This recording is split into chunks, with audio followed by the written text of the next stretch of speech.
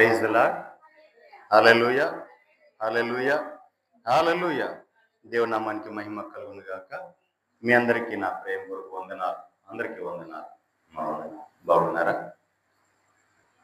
కృపయు సమాధానం మీకు కలుగును గాక. హల్లెలూయా.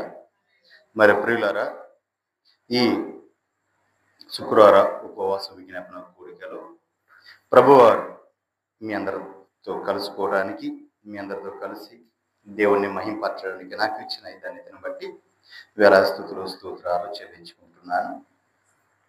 తండ్రి ఈ మహిమ కలుగును గాక. బోధించే సామర్థ్యం నిపుణత ఏర్పడిన నాకును, వినగల బుద్ధి గ్రహించు ఆత్మ మీకును పరిశుద్ధాత్మ దేవుడు అనుగ్రహించును గాక. ఆమేన్.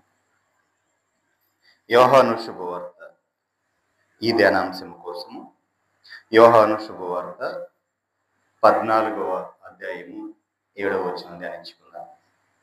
మీరు నన్ను ఎరిగి ఉంటే నా తండ్రిని ఎరిగి ఉందురు. ఇప్పటి నుండి మీరు ఆయనను ఎరుగుదురు, ఆయనను చూసి ఉన్నారని చెప్పాను. దేవునికి మహిమ కలుగును గాక. హల్లెలూయా. మీరు నన్ను ఎరిగి ఉంటే నా తండ్రిని ఎరిగి ఉందురు. దేవునికి మహిమ కలుగును గాక. నిజమే పిల్లారా, అప్పటి వరకు యేసు ప్రభు వారు ఈ లోకానికి రాకముందు వరకు కూడా తండ్రి ఎలా ఉంటారో ఎవరికి తెలియదు. తండ్రి కుమారుడు ఉన్నారు అని చెప్పుకున్న విషయం కూడా ఎవరికి తెలియదు. కానీ ఆయన లేఖనాల్లో ఆధారాలతో అప్పుడప్పుడు ఆయన మాట్లాడుతూ ఉన్నారు. కొన్ని ఆధారాలు మనకు కూడా ఇచ్చారు. దేవునికి మహిమ కలుగును గాక. ఇవన్నీ కూడా కొంతమందికి తెలిసి ఉండేవి. కానీ యేసు ప్రభు వారు ఈ లోకానికి వచ్చిన తర్వాత ఆయన మనకు నేర్పించింది, మనకు చూపించింది ఏంటంటే తండ్రి పరలోకములు ఉన్నారు, ఆయన్ని మనం మహింపరచాలి, ఆయన స్తుతించాలి, ఆయన గణపరచాలి. అంతేకాదు ఆయన సిద్ధపరిచిన రక్షణలో మనము ఆ రక్షణలోకి నడుచుకోవాలి. ఆ రక్షణ ద్వారా మనం పరలోక రాజ్యం చేరుకోవాలి. అక్కడ కోటాను కోట్ల సంవత్సరాలు తండ్రి సన్నిధిలో మనమంతా కలిసి అక్కడ జీవించాలి అని చెప్పి ఆయన బోధలన్నీ కూడా పరలోకము, పరలోక వైభవము, తండ్రి యొక్క మహాత్మ్యము గురించి ఆయన బోధలన్నీ కూడా చేసి ఉన్నారు ఈ లోకంలో. దేవునికి మహిమ కలుగును గాక. అంటే ఇప్పుడు తండ్రి కుమారుడు వేరు వేరు అనుకోకూడదు. దేవునికి మహిమ కలుగును గాక. ఇప్పుడు యేసు ప్రభువు ఇక్కడ చెప్పిందంటే మీరు నన్ను ఎరిగి ఉంటే నా తండ్రిని ఎరిగి ఉందురు. దేవునికి మహిమ కలుగును గాక. మీరు నన్ను తెలుసుకొని ఉంటే నా తండ్రిని కూడా మీరు తెలుసుకొని ఉంటారు. దేవునికి మహిమ కలుగును గాక. ఎందుకంటే కింద వచ్చానికి రండి. ఫిలిప్పు ఒక మాట అడిగాడు. అప్పుడు ఫిలిప్పు ప్రభువా తండ్రిని మాకు కనపరచుము, మాకు అంతే చాలును ఆయనతో చెప్పగా యేసు ఫిలిప్పు చూడండి, యేసు ప్రభు అడుగుతున్నారు, ఫిలిప్పు నేను ఇంతకాలం మీతో నుండినను, నీవు నన్ను ఎరగవా? నన్ను చూసిన వాడు తండ్రిని చూసి ఉన్నాడు కనుక తండ్రిని మాకు కనపరచమని నువ్వు ఎలా చెప్పుచున్నావు. దేవునికి మహిమ కలుగును గాక. చూడండి, యేసు ప్రభు వారు ఫిలిప్పును ఒక మాట అడిగాడు. ఫిలిప్పు ఇంతకాలము నీవు నాతోనే ఉన్నావు కదా, నన్ను చూస్తూనే ఉన్నావు కదా, నన్ను చూస్తూ ఉన్నావు, నాతో ఉన్నావు. ఇప్పుడు నాతో ఉండి తండ్రిని మాకు చూపించు అని నువ్వు ఎలా అడుగుతున్నావు? దేవునికి మహిమ కలుగును గాక. అంటే తండ్రిని మాకు చూపించమని ఎలా అడుగుతున్నావు? నేనే తండ్రి, నేనే కుమారుడు అని. దేవునికి మహిమ కలుగును గాక. నన్ను చూసినవాడు తండ్రిని చూసినట్లే, తండ్రిని చూసినవాడు నన్ను చూసినట్లే. ఇద్దరము ఒకటే. దేవునికి మహిమ కలుగును గాక. హల్లెలూయా. ఇద్దరము ఒకటే. కాబట్టి నీవు ఎంతకాలం నీతో నేను ఉన్నప్పుడు నువ్వు దాన్ని గ్రహించలేకపోయావు, దాన్ని గుర్తించలేకపోయావు, దాన్ని నువ్వు తెలుసుకోలేకపోయావు. దేవునికి మహిమ కలుగును గాక. హల్లెలూయా. ప్రియులారా, మనం ఎంతో భక్తి చేస్తూ ఉంటాం, ఎంతగానో ప్రభు సన్నిధిలో గోదాడుతూ ఉంటాం, ఆయన సన్నిధిలో కనిపెడుతూ ఉంటాం. కానీ ఆ ప్రభు మనల్ని దర్శించే ఆ సమయం మనము దాటిపోతూ ఉంటాం. అది గుర్తెరగలేము. ఆయన ప్రభువారు మన మధ్య సంచరిస్తుంటే, ఆత్మస్వరూపిగా ఆయన మన మధ్య సంచరిస్తుంటే అది మనం గుర్తించలేం, అది మనం గైకొనలేం. ప్రభువాను దర్శించు, ప్రభువాను దర్శించు, ప్రభువాను దర్శించు అంటూనే ఉంటాం. లేదా ఆనాడు భక్తులోమే కేక వేశాడు కదా, ఏమని? దావీదు కుమారుడా నన్ను దాటిపోవద్దయ్యా, దావీదు కుమారుడా నన్ను దాటిపోవద్దయ్యా. ఇది మనకు బాగా నోటెడ్ కదా. అలాగే అడుగుతూనే ఉంటాం. ఆయన మన మధ్య సంచరించినా, మన ముందుకు వచ్చినా, మన ముందు నిలబడినా మనము గ్రహించలే. దేవునికి మహిమ కలుగుగా. ఎలాగూ మార్తలాగా. మార్తేమంటారు, ప్రభువా నీవు ఆ రోజు వచ్చి ఉంటే నా సహోదరుడు బ్రతికి ఉండేవాడు. అమ్మా నేనే జీవాధిపతిని, నేను వాడిని జీవింప చేయడానికి వచ్చాను, బ్రతికించడానికి వచ్చానమ్మా.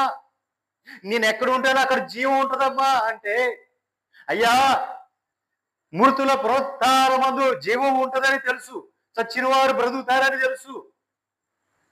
కానీ ఇప్పుడు చనిపోయాడు కదయ్యా, అమ్మా నేను బ్రతికించడానికే వచ్చానమ్మా. లేదయ్యా 4 రోజులు అయిపోయింది చనిపోయి.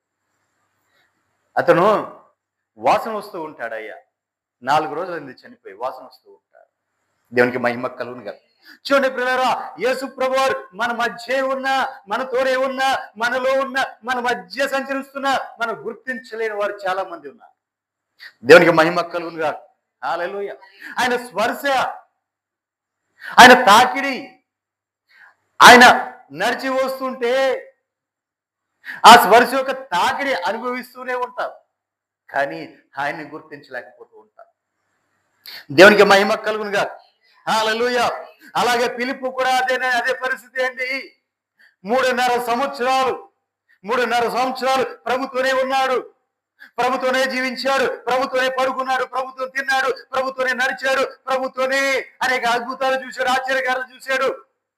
ఈయన కూడా ఎన్నో అద్భుతాలు చేశాడు. కానీ ఆయనే తండ్రి అన్న విషయము ఎరగలేకపోయాడు. దేవునికి మహిమ కలుగునుగా. హల్లెలూయా. నిజమే ప్రియులారా, తండ్రి అన్న విషయం ఎరగలేక, తండ్రి ఎలా ఉంటాడో మాకు చూపించవా, మాకు అంతే చాలు, ఇక మేము ఏం అడగట్లేదు, తండ్రిని మాకు చూపిస్తే చాలయ్యా, ఇక మేమేం అడగట్లేదు, మాకు అంతే చాలు అంటున్నారు. అయ్యో ఫిలిప్పు, నేను ఇంతకాలము నీ యొద్ద నుండి నీవు నన్ను ఎరగవా? నన్ను చూసిన వాడు తండ్రిని చూసి ఉన్నాడు కనుక తండ్రిని మాకు కనుపరచమని నీవెలా చెప్పుచున్నావు? తండ్రి యందు నేను, నా యందు తండ్రియు ఉన్నామని నీవు నమ్ముటలేదా? దేవునికి మహిమ కలుగునుగా. హల్లెలూయా.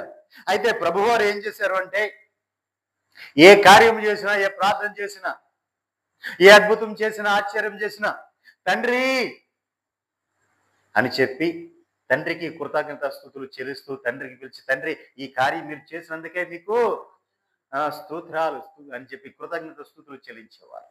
కాబట్టి ప్రజలందరూ అనుకున్నారు ఏమని, తండ్రి వేరు కుమారుడు వేరు.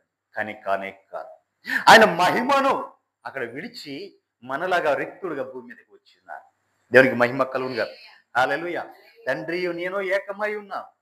నన్ను చూసినవాడు తండ్రిని చూసినట్లే, తండ్రిని చూసినవాడు నన్ను చూసినట్లే, ఇద్దరము ఒక్కటే.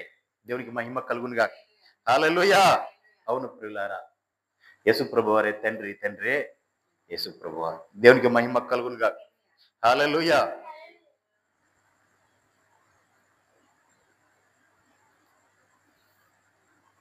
పదకొండవ వచనం, తండ్రి యందు నేనును, నా యందు తండ్రియు ఉన్నామని నమ్ముడి, లేదా ఈ క్రియల నిమిత్తమైనను నన్ను నమ్ముడి. దేవునికి మహిమ కలుగునుగా. చూడండి, ఇక్కడ తండ్రి యందు నేను, నా యందు తండ్రి ఉన్నామని నమ్మాలి. దేవునికి మహిమ కలుగునుగా. తండ్రి యందు నేనున్నా, నా యందు తండ్రి ఉన్నారు. దేవునికి మహిమ కలుగునుగా. ఈ మాట మీరు నమ్మాలి. ఒకవేళ మీరు నమ్మలేకపోతే నేను చేస్తున్న క్రియలను బట్టి అన్నా మీరు నమ్మాలి. దేవునికి మహిమ కలుగునుగా. హల్లెలూయా. అంటే ప్రభువు చేస్తున్న ఆ క్రియలను బట్టి మనం ఏం చేయాలి? నమ్మాలి. ఆయన తండ్రి అని, ఆయనే కుమారుడు అని.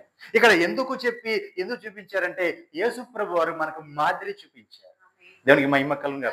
ఏమని మాదిరి అంటే, ఆయన ప్రార్థించినప్పుడు ఎలా ప్రార్థించాలో మనకు చూపించారు. అంటే పరలోకంలో తండ్రి ఉన్నాడు, ఆ తండ్రికి మీరు ఇలాగూ ప్రార్థన చేయాలి, ఇలా కృతజ్ఞత స్తుతులు చెల్లించాలి, ఆయన ఇలాగ మహింపరచాలి. ఆయన అడిగింది మీరు ఏది అడిగినా తండ్రి నా నామములో అడగండి, తండ్రి మీకు కార్యం అనుగ్రహిస్తాడు, కార్యం చేస్తాడు. దేవునికి మహిమ కలుగునుగా.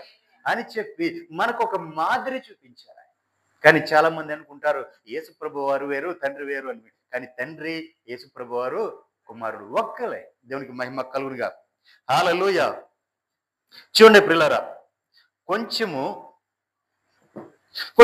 ముందుకు వెళ్దాం, లోతుకు వెళ్దాం. ఇక్కడ దానియేలు గురించి చూద్దాం. చూడండి, దానియేలు పుస్తకం 11వ అధ్యాయం 32వ వచనంలో ఒక మాట ఉంది.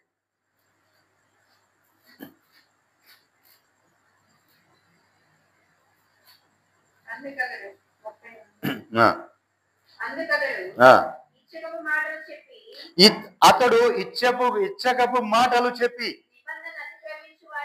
నిబంధన అతిక్రమించు వారిని వశపరుచుకొను. అయితే తమ దేవుణ్ణి ఎరుగువారు బలము కలిగి గొప్ప కార్యములు చేసేదారు. హల్లెలూయా. చూడండి, ఇచ్చకపు మాటలు వాడువారు దేవుని సంబంధులు కాదు. ఎవరండి వారు? ఇచ్చకపు మాటలు చెప్పి నిబంధనను అతిక్రమించుచున్నవారు, దేవుని యొక్క నిబంధనను అతిక్రమించేవారు ఇచ్చకపు మాటలతో, వారు దేవుని సంబంధులు కాదు. కానీ మరి ఎవరయ్యా దేవుని సంబంధులు అంటే, తమ దేవుని నెరుగువారు, దేవుని తెలుసుకున్న వారు బలము కలిగి గొప్ప కార్యములు చేస్తూ ఉంటారు. దేవునికి మహిమ కలుగుగా. వారు దేవుని యొక్క బలము పొందుకొని, దేవుని యొక్క బలాన్ని పొందుకొని గొప్ప కార్యములు చేస్తారు. దేవునికి మహిమ కలుగుగా. ఎవరు? దేవుని యందు బలం పొందిన వారు, దేవుని ఎరిగిన వారు. దేవునికి మహిమ కలుగుగా. దేవుని తెలుసుకున్న వారు, దేవుని ఎరిగిన వారు ఏం చేస్తారు? దేవుని యొక్క బలాన్ని పొందుకొని గొప్ప కార్యాలు చేస్తారు. కానీ దేవుని ఎరగని వారు నిబంధనకు దూరం అయిపోతారు, నిబంధన మీరిపోతారు. వాళ్ళు ఇచ్చకపు మాటలతో మోసం చేస్తుంటారు. దేవునికి మహిమ కలుగునుగా. హల్లెలూయా. ఇప్పుడు దేవుని ఎరిగిన వారు ఎలా ఉండాలి? దేవుని యొక్క బలము పొందుకొని గొప్ప కార్యములు చేస్తూ ఉంటారు. దేవునికి మహిమ కలుగునుగా. హల్లెలూయా. అందుకే యిర్మీయా మహాభక్తుడు ఒక మాట అన్నాడు. చూడండి, యిర్మీయాతో దేవుడు మాట్లాడిన మాటలు మనం చూసినట్లయితే, యిర్మీయా పుస్తకం 9వ అధ్యాయం 23-24 వచనాలు ధ్యానించుకుందాం.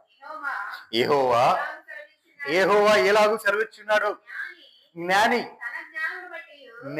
తన జ్ఞానమును బట్టి, శూరుడు తన శౌర్యమును బట్టి అతిశయించకూడదు. దేవునికి మహిమ కలుగునుగా. హల్లెలూయా.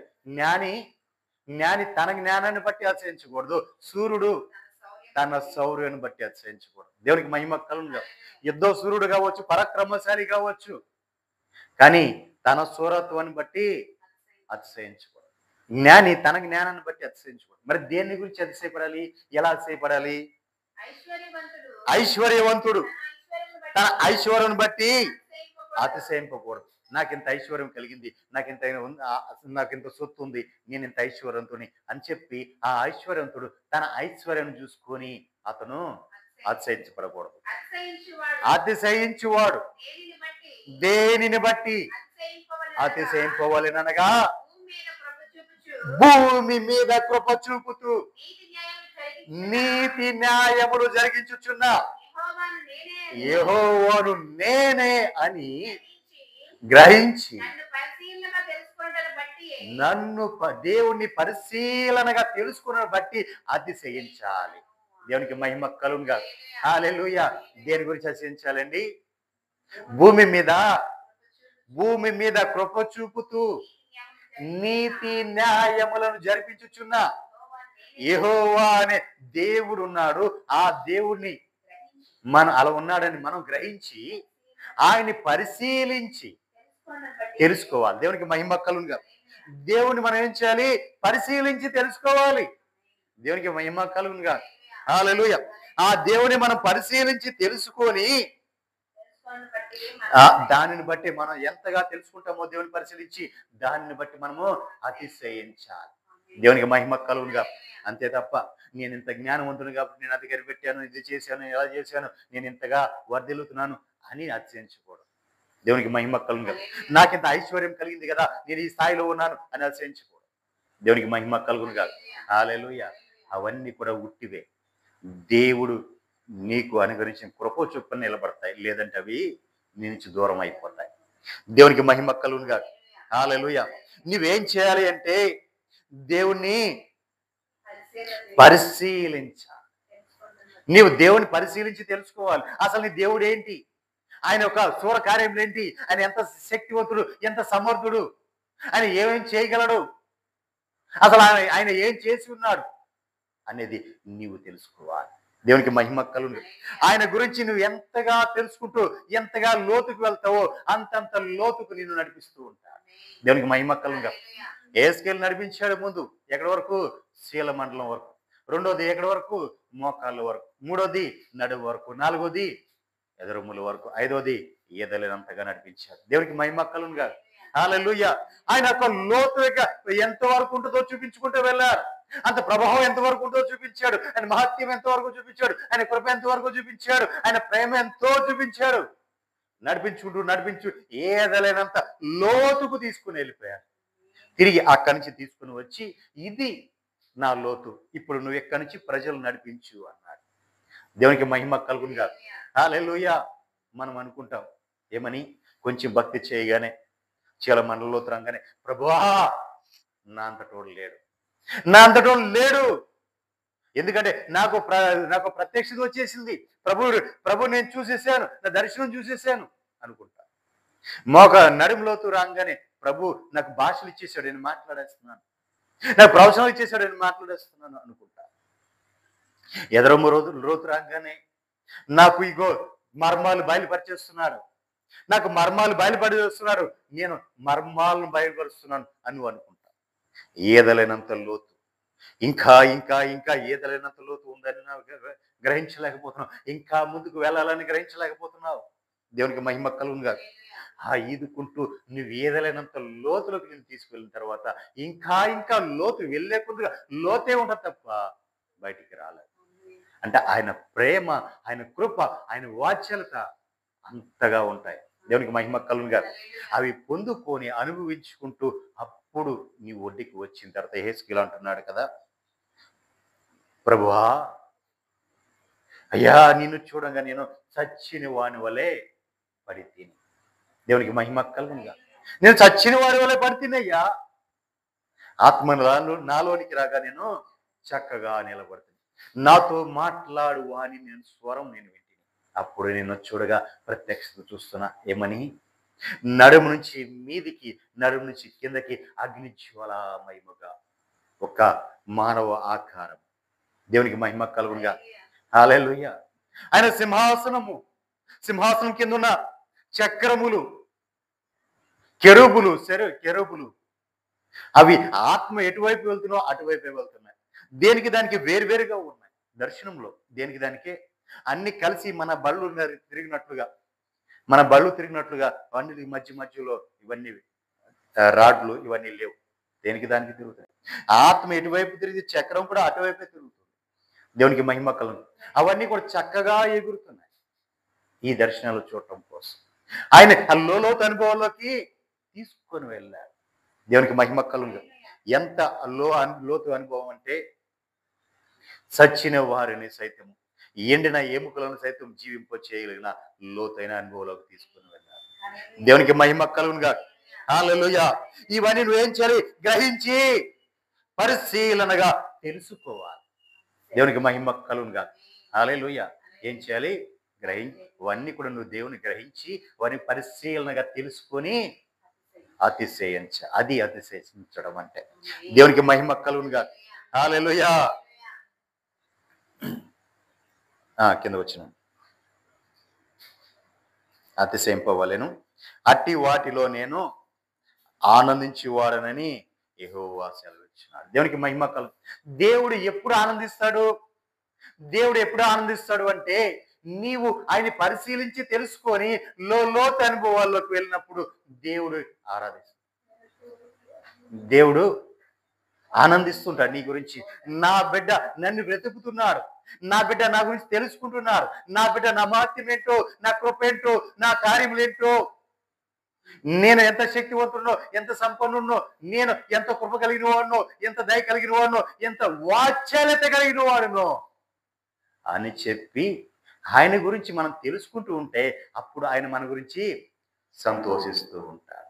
దేవునికి మహిమ కలుగునుగా. హల్లెలూయా. అదే దేవుని జ్ఞానము కావాలి అంటాం. జ్ఞానం అంటే ఏదో మన జ్ఞానంతో లోకానుసారం బ్రతకడం కోసం జ్ఞానము కాదు. జ్ఞానం అంటే దేవుని గురించి తెలుసుకోవటమే జ్ఞానం. దేవునికి మహిమ కలుగునుగా. దేవుని గురించి మనం ఎంతగా తెలుసుకుంటామో అంత జ్ఞానం అధికమవుతూ ఉంటుంది. అంటే మనం అంత లోతులోకి వెళ్తూ ఉంటాం. దేవునికి మహిమ కలుగునుగా. యోబు మహాభక్తుడు చక్కని మాట చెప్పాడు. నాకు చాలా ఆకట్టుకున్న మాట. చూడండి అమ్మా, 19వ అధ్యాయం 21వ వచనం నుంచి రండి. దేవుని హస్తము దేవుని హస్తము నన్ను మొత్తి ఉన్నది. నా మీద జాలిపడుడి. నా స్నేహితులారా నా మీద జాలిపడుడి. నా శరీర మాంసము పోవుట చాలుననుకొనగా దేవుడు నన్ను తరుమునట్లుగా మీరెలా నన్ను తరుముదు? ఒక నిమిషం అండి. ఇక్కడ స్నేహితులతో మాట్లాడుతున్నాడు. యోబు స్నేహితులతో మాట్లాడుతున్నాడు. ఏమని? దేవుని హస్తము నన్ను మొత్తింది. నేను పాపము చేసి దోషము చేసి ఇదిగో ఈ స్థితికి నేను రాలా. మొత్తం ఒక్క రోజులో సర్వనాశనం అయిపోయినాయి. ఆ దేశములోనే ధనవంతుడైన యోబు, ఆ దేశంలో ధనవంతుడైన యోబు ఒక్క దినములోనే 10 కుమారులు, అతను కలిగిన 10 మంది కుమారులు చనిపోయారు. తన కలిగిన ఆస్తి అంతా పోయింది. తన పంట అంతా కాలిపోయింది. పశువులన్నీ కాలిపోయి ఆఖరికి ఏమీ లేకుండా ఏమీ మిగలలేదు. ఇక ఆఖరికి తన ఒంటి మీద ఒళ్ళంతా పుళ్ళు పడిపోయినాయి. పుల్లోంచి పురుగులు పడతా ఉన్నాయి. ఇక భయంకరమైన ఆ బాధ భరించలేక బూడిద పూసుకొని గోక్కోవడానికి గోలు కూడా అరిగిపోతే చిల పెంకులు తీసుకొని గోక్కుంటా ఉన్నారు. దేవునికి మహిమ కలుగునుగా. అలా గోక్కుంటున్న యోబు దగ్గరికి తన స్నేహితులు 3 వచ్చారు. ప్రాణ స్నేహితులు. ఎవరండి? ప్రాణ స్నేహితులు. వాళ్ళు మామూలు ఏమో కాదండి. వారు కూడా దేవుని ప్రత్యక్షత కలిగిన వారే, దేవుని భయభక్తులు కలిగిన వారే, ఎక్కడో కూడా దేవునికి ఆజ్ఞ తప్పిపోయిన వారేం కాదు. సామాన్యులేం కాదండి వాళ్ళు. దేవునికి మహిమ కలుగునుగా. వారు వచ్చి యోబుతో మాట్లాడుతారు. నీవెక్కడో లోపం, ఎక్కడో దోషం ఉంది నీలో, ఎక్కడో పాపం ఉంది నీలో, ఎక్కడో అతిక్రమం ఉంది నీలో. నువ్వు దేవునికి విరోధమైన కార్యం ఏదో చేసావు కాబట్టి దేవుడు నిన్ను మొత్తాడు. దేవుడు నిన్ను మొత్తబట్టే నీవు ఇదిగో ఈ రోజున ఇలా అనుభవిస్తున్నావు, ఈ శ్రమ అనుభవిస్తున్నావు, ఈ బాధ అనుభవిస్తున్నావు అని చెప్పి యోబుని నిందిస్తూ ఉన్నారు. యోబుని నిందిస్తుంటే యోబు అంటున్నాడు కదా, దేవుని హస్తము నన్ను తరుమునట్లుగా. దేవుని హస్తము నన్ను మొత్తి ఉన్నది. చూడండి, నాకు ఇదంతా కారణమే నాకు తెలుసు. నేను పాపం చేసో, నేను దోషం చేసో, నేను అతిక్రమించో, ఈ అతిక్రమం నా మీదకి రాలా, ఈ దోషం నా మీదకి రాలా, ఈ పాపం నా మీదకి రాలా, ఈ శాపం నా మీదకి రాలా. దేవుడే నన్ను మొత్తి ఉన్నారు. నా మీద జాలి పడండి. నా స్నేహితులారా నా మీద జాలిపడుడి. నా శరీర మాంసము పోగుట చాలుననుకొనగా దేవుడు నన్ను తరుమునట్లుగా మీరు ఎలా నన్ను తరుముచున్నారు? నా మాట వ్రాయబడవలెనని. చూసారా ప్రియులారా, దేవుడు తరుమునట్లుగా మీరు నన్ను తరుముతున్నారు, కానీ నా మాట వ్రాయబడవలెనని. చూడండి, ఈ మాట బాగా అండర్లైన్ చేసుకోండి. దీని కింద వచ్చే మాట మనకు బాగా అర్థం అవ్వాలి. దేవుడు నన్ను తరుముచున్నాడు. మీరు నన్ను తరుముచున్నారు, నా మాటలు, నేను పలకపోయే మాటలు వ్రాయవలెనని నేను ఎంతగానో కోరుకుంటున్నాను. అవి గ్రంథములో రాయబడవలెనని. దేవునికి మహిమ కలుగునుగా. ఒక్క నిమిషం. నా మాటలు వ్రాయబడవలెనని నేను కోరుకుంటున్నాను. అవి గ్రంథములో వ్రాయబడవలెనని నేను ఎంతగానో కోరుకుంటున్నాను. దేవునికి మహిమ కలుగునుగా. హల్లెలూయా. గ్రంథం అంటే ఏ గ్రంథం అండి? జీవ గ్రంథంలో రాయబడాలి. దేవునికి మహిమ కలుగునుగా. జీవ గ్రంథంలో మన మాటలు రాయబడాలంటే మనం ఎంత నీతిమంతులు, ఎంత పరిశుద్ధులమై ఉండాలి, దేవునికి ఎంతగా దగ్గరై ఉండాలి, దేవునితో ఎంత మమేకమై ఉండాలి, ఎంతగా మనము ఆయనలో ఒదిగిపోయి ఉండాలి. దేవునికి మహిమ కలుగునుగా. హల్లెలూయా.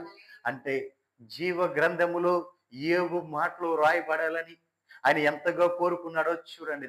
ప్రియులారా, దేవునికి మహిమ కలుగును గాక. అసలు ఆయన పలికిన మాటలు ఏంటి చదవండి. అవి చూడండి, ఇనుప పొగరుతో బండ మీద చెక్కబడి సీసముతో నింపబడి నిత్యము నిలవలెనని నేను ఎంతో కోరుచున్నాను. దేవునికి మహిమ కలుగును గాక. హల్లెలూయా. ఆ కాలములో మనలాగా నోట్ బుక్కులు లేవు కదండి, పుస్తకాలు లేవు కదండి. బండ మీద రాసేవారు. ప్రభువారు కూడా ఆజ్ఞలు ఇచ్చారు. ఎక్కడ? మోషేకి బండల మీద 2 బండలు చెక్కితే ఆ బండల మీద ఇచ్చారు ఆజ్ఞలు, 10 ఆజ్ఞలు. అలాగ బండ మీద రాయవలెనని కోరుకుంటున్నాడు ఆయన. దేవునికి మహిమ కలుగును గాక. బండ మీద దేంతో? ఇనుప పొగరుతో రాయాలి.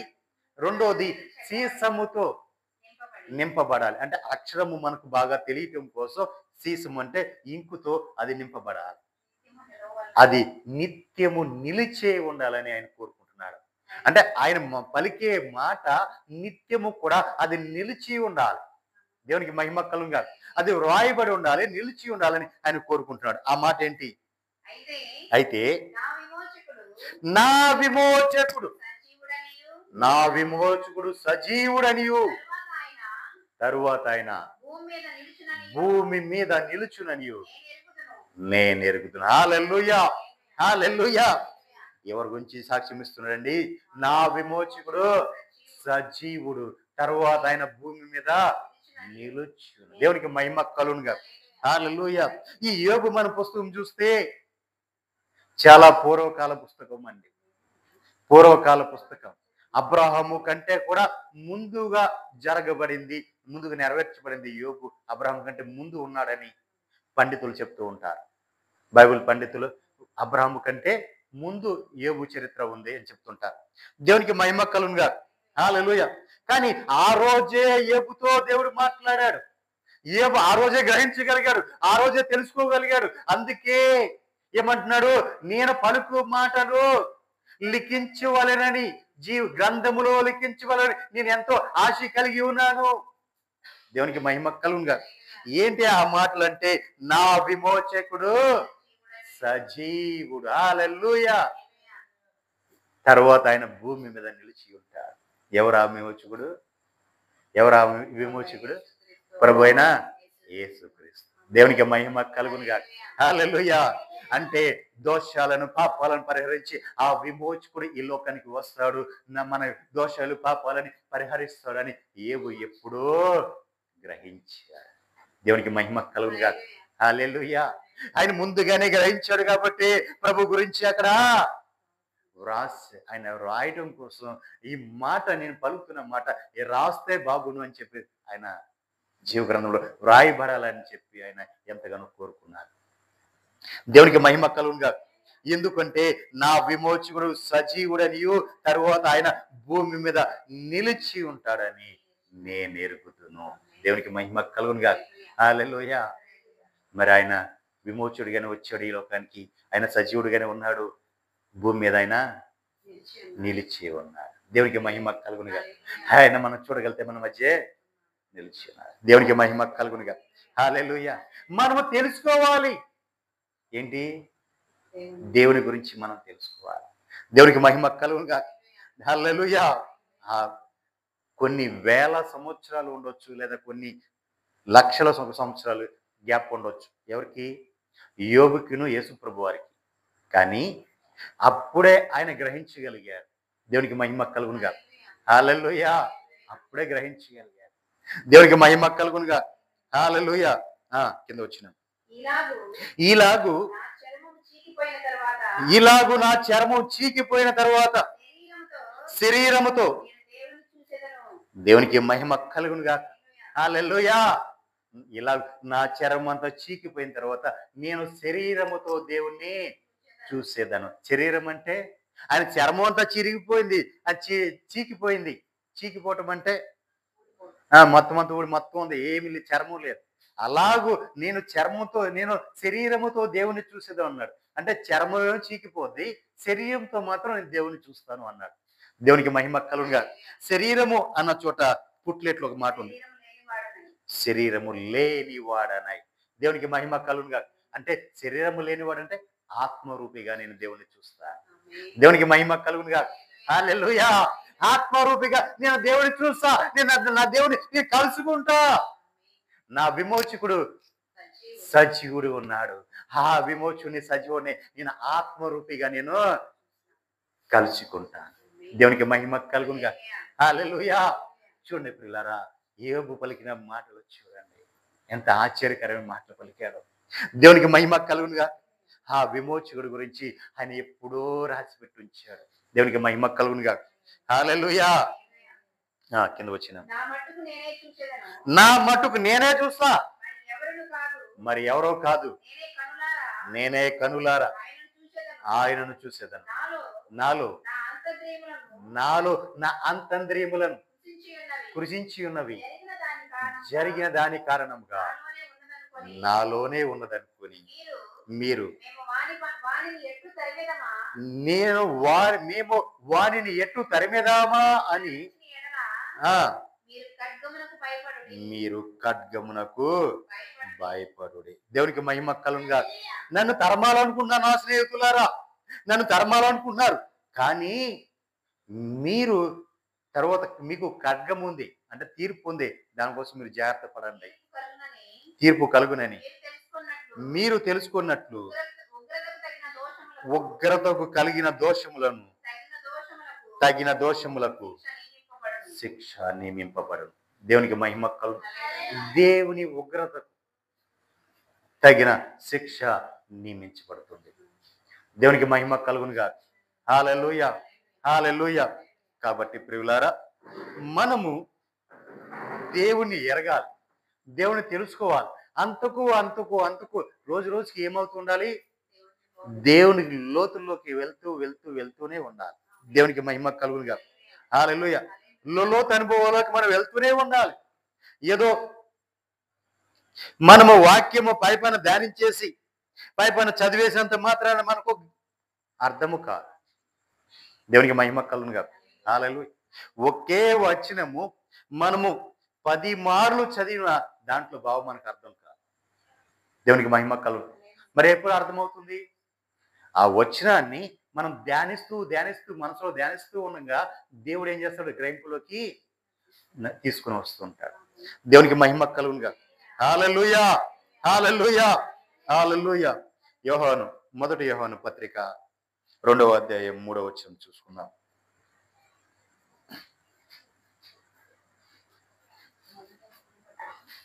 రెండవ అధ్యాయం 3వ వచనం. మనము ఆయన ఆజ్ఞలను గైకొని ఎడల దీని వలననే ఆయనను ఎరిగి ఉన్నామని తెలుసుకుందాము. దేవునికి మహిమ కలుగునుగా. మనము ఆజ్ఞలు గైకొనాలి. ఎవరి ఆజ్ఞలను? దేవుని ఆజ్ఞలు మనం గైకుంటే దాని వలన మనము దేవుని గురించి ఎరిగి ఉంటాం, తెలుసుకుంటాం. దేవునికి మహిమ కలుగునుగా. దేవుని ఆజ్ఞలు మనం గైకుంటే చాలు, దేవుని గురించి మనము ఎరిగి తెలుసుకున్నట్లే. దేవునికి మహిమ కలుగునుగా. కింద వచ్చిన ఆయనను ఎరిగి ఉన్నానని చూడండి. కొంతమంది ఏం చేస్తారంటే ఆయనను ఎరిగి ఉన్నానని చెప్పుకుంటారు, ఆయన ఆజ్ఞలు మాత్రం గైకొనరు. వాడు ఎవడండి? అబద్ధికుడు. ఒకటి, ఆయనను ఎరిగిన ఆయన ఆజ్ఞలు గైకొన్నవాడు ఆయన ఎరిగిన వాడు ఉంటాడు. ఆయన ఎరగని వాడు ఏం చేస్తాడంటే ఆ ఆజ్ఞలు గైకొనడు. దేవునికి మహిమ కలుగునుగా. ఈ గైకొనని వాడు, ఆజ్ఞలు ఎరగని వాడు, వాడు అబద్ధికుడు. అబద్ధికుడు అంటే అపవాది, వాడి సంబంధి. దేవునికి మహిమ కలుగునుగా. అదే దేవుని ఎరిగిన వాడు, దేవుని ఆజ్ఞలు గైకొన్నవాడు అంటే దేవుని తెలుసుకున్నవాడు, దేవుని ఆజ్ఞ ప్రకారం జీవిస్తున్నవాడు. దేవునికి మహిమ కలుగునుగా. కింద వచ్చిన వానిలో సత్యము లేదు. ఆయన దేవుని వాక్యంని ఎవరు గైకుంటారో వానిలో దేవుని ప్రేమ నిజముగా పరిపూర్ణమవుతుంది. దేవునికి మహిమ కలుగునుగా. దేవుని ఎవరైతే గైకుంటారో, దేవుని ఎవరైతే తెలుసుకుంటారో వారిలో దేవుని ప్రేమ నిజముగా పరిపూర్ణమవుతుంది. దేవునికి మహిమ కలుగునుగా.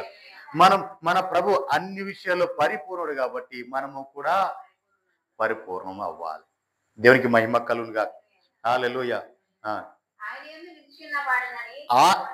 ఆయన యందు నిలిచి ఉన్నవాడని చెప్పుకునేవాడు ఆయన ఎలాగూ నడుచుకున్నాడో అలాగే తానును నడుచుకున్న బద్ధుడై ఉన్నాడు. దేవునికి మహిమ కలుగునుగా.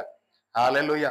ఎవరైతే దేవుని దగ్గర నేను నిలిచి ఉన్నాను, దేవుని సన్నిధిలో నేను ఉన్నాను, దేవుడితో ఉన్నాను, దేవుడు నాతో ఉన్నాడు అని చెప్పుకుంటున్నారో వారు ఎలా ఉంటారంటే అతను కూడా దేవుని వలె నడుచుకుంటూ ఉంటారు. దేవుని దేవునికి మహిమ కలుగునుగా. హల్లెలూయా. మనం అతను చూడగానే మనకు అర్థమైపోతుంది ఇతను దేవుని సంబంధ, ఇతను అపవాది సంబంధ. ఎందుకంటే అతను నడిచే నడవడికంతా కూడా దేవునిలాగా దేవుని చూపిస్తున్నాడా, అన్ని విషయాల్లో క్రీస్తుని చూపిస్తున్నాడా, క్రీస్తుకు మాదిరిగా ఉన్నాడా లేదా అనేది మనకు అర్థమైపోతూ ఉంటాడు. దేవునికి మహిమ కలుగునుగా. హల్లెలూయా. నిజమే ప్రియులారా. అందుకే అపోస్తలుడైన పౌలు యొక్క మాట అన్నాడు. ఏమని? నేను క్రీస్తుని పోలి నడుచుకుంటున్నాను, మీరు నన్ను పోలి నడుచుకోండి అన్నాడు. దేవునికి మహిమ కలుగునుగా. హల్లెలూయా. ఏమన్నాడండి? నేను క్రీస్తుని పోలి నడుచుకుంటున్నాను, మీరు నన్ను పోలి నడుచుకోండి. అంటే క్రీస్తుతో నేను మమేకమైపోయా, క్రీస్తు నేను ఒకటే, క్రీస్తులాగా నేను మారిపోయా. దేవునికి మహిమ కలుగునుగా. హల్లెలూయా. అంటే ఇప్పుడు ఈయన ఎక్కడ ఉన్నాడు, ఏం చూపిస్తున్నాడు? ఈయన పౌలు గారు ఏం చూపిస్తున్నాడు? క్రీస్తుని చూపిస్తున్నారు. మనకు మాదిరిగా క్రీస్తుని చూపిస్తున్నాడు. తన జీవితం అంతా క్రీస్తులాగా నడుచుకుంటున్నాడు, క్రీస్తులాగే ఉన్నాడు, క్రీస్తులాగే మాట్లాడుతున్నాడు, క్రీస్తులాగే స్వస్థత చేస్తున్నాడు, క్రీస్తులాగే బోధిస్తున్నాడు, క్రీస్తులాగే తన జీవనాన్ని క్రీస్తుగా అప్పగించేసుకున్నాడు. దేవునికి మహిమ కలుగునుగా. హల్లెలూయా. అవునండి. ఇంకో మాట అన్నాడు. ఏమని? క్రీస్తు పొందిన నిత్యము నేను అనుభవించి తిని. దేవునికి మహిమ కలుగునుగా. అంటే దేంట్లో? అన్నిట్లో కూడా, శ్రమల్లో, బాధల్లో, ఇబ్బందుల్లో, కష్టాల్లో, అన్నిట్లో కూడా క్రీస్తు పొందిగా మిగిలిపోయిన మిత్యము ఉన్నాయే, ఆ మిత్యాన్ని నేను అనుభవిస్తున్నాను అని చెప్పారు. దేవునికి మహిమ కలుగునుగా. హల్లెలూయా. నిజమే ప్రియులారా. ఒకసారి ఆలోచించారు. మనము క్రీస్తుని ఎరగటమే కాదు, క్రీస్తుని ఎరిగాము, క్రీస్తుని తెలుసుకున్నాము, క్రీస్తుని తెలుసుకున్న తర్వాత మనము కూడా క్రీస్తులాగా మార్చబడుతూ ఉండాలి. దేవునికి మహిమ కలుగునుగా. హల్లెలూయా. క్రీస్తులాగా మనం మార్చబడుతుంటారు. మన స్వరూపం నిన్న మొన్నట్లాగా ఈ చంద్రశేఖర్ లాగా ఉండకూడదు. మరి ఎలా ఉండాలి? క్రీస్తులాగా కనపడుతూ ఉండాలి. దేవునికి మహిమ కలుగునుగా. హల్లెలూయా. అరే నిన్న మొన్నలాగా ఉన్నాడు ఏంటి, ఈరోజు మారిపోయాడు. అరే ఆ తల్లి ఏంటి నిన్న మొన్నలాగా ఉంది, ఈరోజు మారిపోయింది ఏంటి, కొత్తగా కనపడుతుంది ఏంటి? కొత్త కనపడటం అంటే ఫుల్గా మేకప్ వేసుకుని యెజబెల్లా కాదు. దేవునికి మహిమ కలుగునుగా. హల్లెలూయా.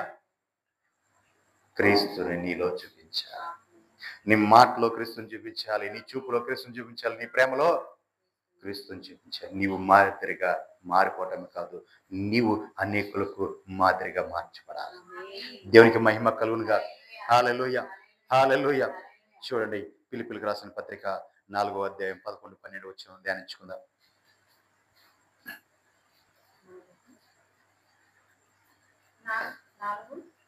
4వ అధ్యాయం 11 వచనం నుంచి రండి. నాకు కొదువ కలిగినందున, అంటే ఈ పౌలు గారి గురించి వచ్చింది కాబట్టి ఈ మాట చెప్తున్నాను. పౌలు గారు అన్నిట్లో ఎలా ఉన్నాడో చూద్దాం. నాకు కొదువు కలిగినందున ఈ మాట నేను చెప్పట్లేదు. నేను ఏ స్థితిలో ఉన్నాను, ఆ స్థితిలో సంతృప్తి కలిగి ఉంటా నేర్చుకున్నాను. దేవునికి మహిమ కలుగునుగా. నేను ఏ స్థితిలో ఉన్నానో ఆ స్థితిలో సంతృప్తి కలిగి ఉంటా నేర్చుకున్నాను. క్రైస్తవుడికి ముఖ్యం కావలసిన విషయం ఇదే. దేవునికి మహిమ కలుగునుగా. హల్లెలూయా. నువ్వు ఏ స్థితిలో ఉన్నా సరే దాంట్లో నీవు తృప్తి కలిగి సంతృప్తిగా ఉండాలి. దేవునికి మహిమ కలుగునుగా. హల్లెలూయా. ఏ స్థితిలో ప్రభువు నిన్ను ఏ స్థితిలో నిలబెట్టాడో దాంట్లో నిన్ను తృప్తి చెందితే నిన్ను అంతకంతకు వృద్ధిపరుస్తాడు నా ప్రభు. దేవునికి మహిమ కలుగునుగా. హల్లెలూయా. నేను దీన స్థితి ఎలా ఉంటుందో నాకు తెలుసు, సంపన్న స్థితి ఎలా ఉంటుందో నాకు తెలుసు. ప్రతి విషయంలో, అన్ని కార్యములలో కడుపు నిండి ఉండుటకును, కడుపు ఆకలిగా ఉండుటకును, సమృద్ధి కలిగి ఉండుటకును, లేమిలో ఉండుటకును నేను నేర్చుకొని ఉన్నాను. నన్ను బలపరచువాని అందే నేను సమస్తమును చేయగలను. హల్లెలూయా. అది ఎవరందు నన్ను ఎవరైతే బలపరుస్తున్నారో వారి అందే నేను సమస్తము కూడా చేయగలను. దేవునికి మహిమ కలుగునుగా. పౌలు గారంటే తక్కువ అంచనా వేయమాకండి. ఆయన మంచి వ్యాపారవేత్త. ఆ కాలంలో ఆ కాలంలో ఆయన డేరాల వ్యాపారం చేసేవారు. వారి తండ్రి గారి నుంచి కూడా వ్యాపారం అది. డేరాల వ్యాపారం. అంటే ఇప్పుడు కన్స్ట్రక్షన్ వ్యాపారం లాగా ఆ కాలంలో డేరాల వ్యాపారం. దేవుని మహిమ కలుగునుగాక. ఈ డేరాల వ్యాపారం చేసే బాగా ఆస్తిపరుడు, తక్కువడేం కాదండి ఆయన. ఆస్తిపరుడు. తన తండ్రుల నుంచి కూడా వ్యాపారం చేస్తున్నవారు. రెండోది, ఆయన ఒక గవర్నమెంట్ ఎంప్లాయ్. రోమా సామ్రాజ్యంలో ఆయన ఒక అధిపతిగా పనిచేస్తున్నాడు. అంటే ఆ పరిపాలన ఆ రాజులు అతను గవర్నమెంట్ ఎంప్లాయ్‌గా పనిచేస్తున్నాడు. దేవునికి మహిమ కలుగునుగాక. మూడోది, గమాలీయేలు పాదముల యొద్ద విద్య నేర్చుకున్నవాడు. ఆ కాలంలో గమాలీయేలు అనబడినవాడు పరిచర్యలో అత్యంత ప్రాముఖ్యము పొందినవాడు. అంటే ధర్మశాస్త్ర పాండిత్యములో అత్యంత ప్రాముఖ్యం పొందినవాడు ఎవరై ఉన్నారంటే ఆ కాలంలో గమాలీయేలు. ఆయన దగ్గర పాదముల చెంత విద్య నేర్చుకున్నవాడు. విద్య నేర్చిన వాళ్ళు చాలా మంది ఉన్నారు. కానీ పాదముల చెంత విద్య నేర్చిన వాడు అని రాయబడి ఉంది. అంటే ఆయన తర్వాత ఆయా స్థానము భర్తీ చేసిన వాడు ఈయన. దేవునికి మహిమ కలుగునుగాక. ఆయన తర్వాత గమాలీయేలు కంటే గమాలీయేలు అంతటి వాడు దేంట్లో? ధర్మశాస్త్ర ప్రావీణ్య విద్యలో. దేవునికి మహిమ కలుగు. ఈయన చాలా ఆధిక్యత కలిగిన వాడు, చాలా సంపన్నుడు, అధికారము కలిగిన వాడు. ఎంతటి అధికారం అంటే ఒక మనిషిని చంపాలంటే చంపేయవచ్చు, ఒక మనిషిని బ్రతికించాలంటే బ్రతికించేయవచ్చు. అంత అధికారం కలిగిన వాడు. దేవునికి మహిమ కలుగునుగాక. అలాంటి పౌలయ్య ఏమంటున్నాడు? నేను ఏ స్థితిలో ఉన్నానో ఆ స్థితిలో నేను సంతృప్తి కలిగి ఉన్నాను. దేవునికి మహిమ కలుగునుగాక. హల్లెలూయా. నేను ఏ స్థితిలో ఉన్నానో ఆ స్థితిలో నాకు సంతృప్తి కలిగింది. ఎందుకంటే నన్ను బలపరచు వాని యందే నేను సమస్తమును చేయగలను. హల్లెలూయా. అది ఆయన బలపరిచేవాడు ఉంటే నాకు చాలు.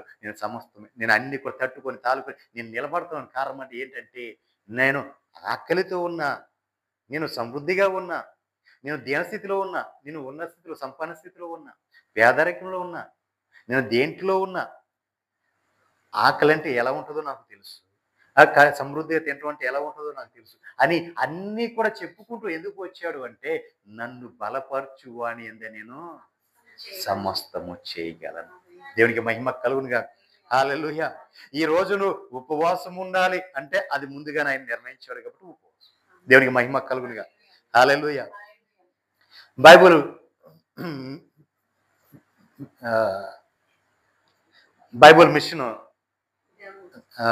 మిషన్ వ్యవస్థాపకులు ముంగమూరి దేవదాసయ్య గారు ఒక రోజున ఒక ఇంటికి వెళ్ళారంట. అయితే దేవుడు చెప్పాడు ముందుగానే, ఆమె ఆ సంఘంలో ఎన్నికలేనిది, ఎక్కడో వచ్చి అలా వెళ్ళిపోయే ఒక నిరుపేదరాలు వెళ్ళిపోయే ఆమె. అంటే సంఘంలో ఎవరు ఎన్నిక ఉంటారంటే సంఘంలో ఉండేది ఎవరు? కొంచెం అధికారంలో ఉండేవాళ్ళు, ధనం ఉండేవాళ్ళు. వీళ్ళని ఏం చేస్తుంటారు? సంఘంలో ముందు ఉంచుతూ ఉంటారు. పరిచర్య బాగా చేసే వాళ్ళని, కొంచెం ఉండే వాళ్ళని ఏం చేస్తుంటే ముందు ప్రాధాన్యత ఇస్తూ ఉంటారు. ఎందుకంటే ఏమీ లేని వాళ్ళకి ఏమీ లేదు, వీళ్ళు ఏమి ఇవ్వలేరు అన్న వాళ్ళకి ఏం చేస్తారు? ప్రాజెక్ట్ ఇస్తారా? వెనక దోస్తూ ఉంటారు. ఎందుకంటే వీళ్ళు ఒక ఏర్పడిపోతుంది. ఏర్పడిపోయి వీళ్ళు ఏం చేస్తుంటే వాళ్ళని పక్కన పెడుతుంటారు, వెనక దోస్తుంటారు, వీళ్ళు ముందుకు వస్తుంటారు. దేవునికి మహిమ కలుగుగా. ఆ విధంగా ఆ సంఘంలో ఆవిడ ఉండేది. వచ్చి మట్టుకు ఆమె ఆరాధన చూసుకుని వెళ్ళిపోతుండేది. ఒకరోజు సడన్ గా ఆమె ఇంటి ఎదురుగుండా ఒక కారు ఆగింది. ఎవరా అని చూస్తే అయ్యగారు దిగారు. అమ్మ, పెద్ద అయ్యగారు మా ఇంటికి వచ్చారు. ఇంకా పరిగెత్తుకుంటూ వెళ్ళింది. తన భర్త లేడు, ఎక్కడికి బయటకు వెళ్ళారంట. పరిగెత్తుకుంటూ వచ్చింది. వచ్చిన తర్వాత అయ్యా రండి అని చెప్పి ఇంట్లో తీసుకువెళ్ళి కూర్చోబెట్టింది. కూర్చోబెట్టిన తర్వాత ఆమె అయ్యా కొంచెం చేయి కడిగాలండి, మీరు వచ్చారు కదా అని చెప్పి అంటే సరే అమ్మా అన్నాడంట. గావు వంట చేసేసి వడ్డించి పెట్టేసింది. ఆయన చక్కగా నవ్వుకొని తినేసి మామూలుగా సంతోషంగా ప్రార్థన చేసి వెళ్ళిపోయాడు. వెళ్ళిపోయిన తర్వాత అయ్యగారు వచ్చారు, మా ఇంటికి వచ్చారు, భోజనం పెట్టాను, అసలు ఎలా ఉందో, కూర ఎట్లా ఉందో, ఉప్పు సరిపోయిందో, కారం ఎక్కువైందో చూద్దామని చెప్పి కొంచెం నోట్లో పెట్టుకుందంట. ఆ వంట అంతా కూడా ఎలా ఉంది? చేదుగా ఉంది. ఎందుకంటే ఆమె వండింది ఆమె ఇంట్లో ఏమీ లేదు, ఒకే ఒక కాయ ఉంది, అది దోసకాయ, అది కూడా చేదు. ఆమె కంగారులో చూసుకోవాలా వండేసింది. ఆయన సంతోషంగా తిన్నాడు, వెళ్ళిపోయాడు. వెళ్ళిపోయి వెనకాల పరిగెత్తుకుంటూ వెళ్ళిపోయి, అయ్యా తప్పైపోయింది, మీరు రాక రాక మా ఇంటికి వచ్చారు, అయ్యా ఇలా చేశానయ్యా నేను అంటే, లేదమ్మా నువ్వు చేసింది ఏంటి, నువ్వు చేసింది ఏం లేదు, నువ్వు వంట వండి పెట్టావు అంతే. రాత్రి ప్రభు నన్ను దర్శించాడు, మీ ఇంటికి వెళ్ళి ప్రార్థన చేయమన్నాడు, నేను మీ ఇంటికి వచ్చి ప్రార్థన చేశాను. అయితే నీవు చేదు కూర పెడతావు అని నువ్వు ప్రభు ముందుగానే ఆయన తెలుసు నేను చేదు కూర తినాలి అని చెప్పి ఆయన ముందుగా నిర్ణయించాడు కాబట్టి నీ ఇంట్లో ఆ కాయ ఉంది, నువ్వు వండి పెట్టావు. నా ప్రభుకి ఇష్టమైంది నేను చేదు తింటాను, మరి అలాంటప్పుడు నేను దాని గురించి ఎందుకు ఇది చేదని చెప్పి నేను మొహం మీద చెప్పాలి? సంతోషంగా తిన్నానమ్మా, నేను సంతోషంగా తిని నేను వచ్చాను అని చెప్పాను. దేవునికి మహిమ కలుగును గాక. హల్లెలూయా.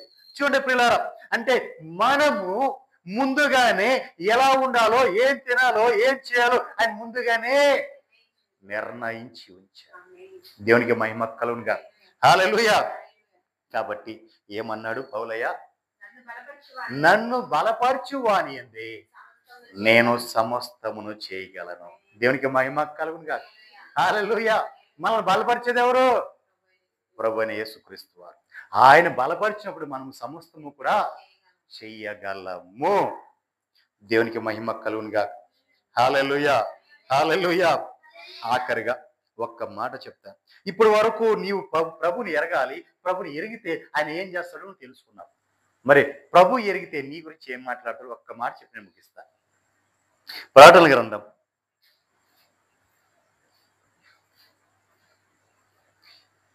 3వ అధ్యాయం 8వ వచనం. నీ క్రియలను నేను ఎరుగుదును, నీకున్న శక్తి కొంచెమైనను నీవు నా వాక్యమును గైకొని నా నామమును ఎరగననలేదు. ఇదిగో తలుపు నీ ఎదుట తీసి ఉంచాను, దానిని ఎవ్వడును వేయలేడు. హల్లెలూయా. నీవు దేవుని తెలుసుకున్నావు, దేవుళ్ళకి వెళ్ళావు, దేవుడు పరిపూర్ణ నువ్వు ఎరిగావు. ఎరిగిన తర్వాత ప్రభు నీ క్రియలు చూసిన ప్రభు ద్వారాలు నీ ముందు తెరిచాడు. ఇక ఆ ద్వారాలు ఎవడో కూడా వెయ్యలేడు. దేవునికి మహిమ కలుగునుగా. ప్రభువు తెరిచిన ద్వారాలే ఎవరన్నా వేయగలరా? ఎవరు వేయలేరు. కాబట్టి నీవేం చేయాలి? ఆయన వాక్యమును గైకొని ఆయన నామాన్ని నాకు తెలీదు అనుకోకుండా ఆ నామాన్ని నువ్వు ప్రకటిస్తున్నా. దేవునికి మహిమ కలుగునుగా. హల్లెలూయా. హల్లెలూయా. హల్లెలూయా. మూలవాక్యంలోకి వెళ్దాం. యోహాను శుభవార్త 14వ అధ్యాయం 7వ వచనం చూసినట్లయితే, మీరు నన్ను ఎరిగి ఉంటే నా తండ్రిని ఎరిగి ఉందరు, ఇప్పటి నుంచి మీరును ఎరుగుదురు, ఆయనను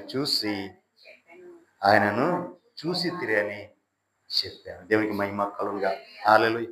ఆల్రెడీ మీరు ఎరిగి ఉన్నారు. ఒకవేళ ఎరిగి లేకపోతే ఇప్పటి నుంచి మీరు ఎరుగుదురు. ఎవరిని? తండ్రి కుమారుని. దేవునికి మహిమ కలుగునుగా. హల్లెలూయా. తండ్రి కుమారుడు ఒక్కరే. దేవునికి మహిమ కలుగునుగా. హల్లెలూయా. ఆయనే తండ్రి, ఆయనే కుమారుడు. దేవునికి మహిమ కలుగునుగా. తండ్రి స్థానంలో ఆయన ఉండి కుమారుడు స్థానంలోకి ఈ లోకానికి వచ్చి మనకు విమోచన ఇచ్చి తిరిగి తండ్రి దగ్గర చేరుకున్నారు. అంటే దీని అర్థం ఏంటంటే 33.5 సంవత్సరాల్లో 3.5 సంవత్సరాలు సేవ చేసిన యేసు ప్రభు వారు మనకు చూపించింది ఏంటి? ఆయన జీవితాన్ని ఒక మాదిరిగా చూపించారు. దేవునికి మహిమ కలుగునుగా. ఇప్పుడు మనం అదే మాదిరి, అంటే అదే అన్నాడు ప్రభు, నేనే మార్గము. దేవునికి మహిమ కలుగునుగా. ఆ మార్గం గుండానే మనం ఏం చేయాలి? పయనించాలి. ఆయన మనం ముందు పెట్టుకొని ఆయనే మన ఫ్యాషన్, ఆయనే మన దేవునికి మహిమ కలుగునుగా. హల్లెలూయా. ఆయనే మన ముందు ఉంచబడిన మార్గం. ఆయన మార్గంలో మనం వెళ్ళాలి. అంటే ఆయన మార్గంలో మనం వెళ్ళాలి అంటే ముందుగా ఆయన్ని ఎరిగి మనం ఉండాలి. ఆయన ఎరిగి ఉండాలంటే ముందుగా ఆయన గురించి మనం తెలుసుకోవాలి. దేవునికి మహిమ కలుగునుగా. ఆయన గురించి మనం ఏమి తెలుసుకోకుండా, ఏమి ఎరక్కోకుండా, ఆయన గురించి ఏమి ఎరగకుండా, ఏమి తెలుసుకోకుండా మనం ఉండి ఆయన ఎంత శక్తివంతుడు, ఎంత సమర్థుడు, ఆయన ఏం చేశాడు, ఏమి చేయగలడు అని మనం తెలుసుకోకుండా ఉంటే మనం ఇంకా అక్కడే ఉండిపోతాం. ఎక్కడ? ప్రారంభంలో శీలమనలోనే ఉంటాం. మరి శీలమణిలో ఉన్న నీవు మోకాళ్ళలోకి ఎప్పుడు వెళ్తావు? మోకాళ్ళ నుంచి నడుము వరకు ఎప్పుడు వెళ్తావు? నడుము నుంచి ఎదరము వరకు వెళ్తావు? తర్వాత ఎప్పుడు ఈయదలంత లోతులోకి ఎప్పుడు వెళ్తావు?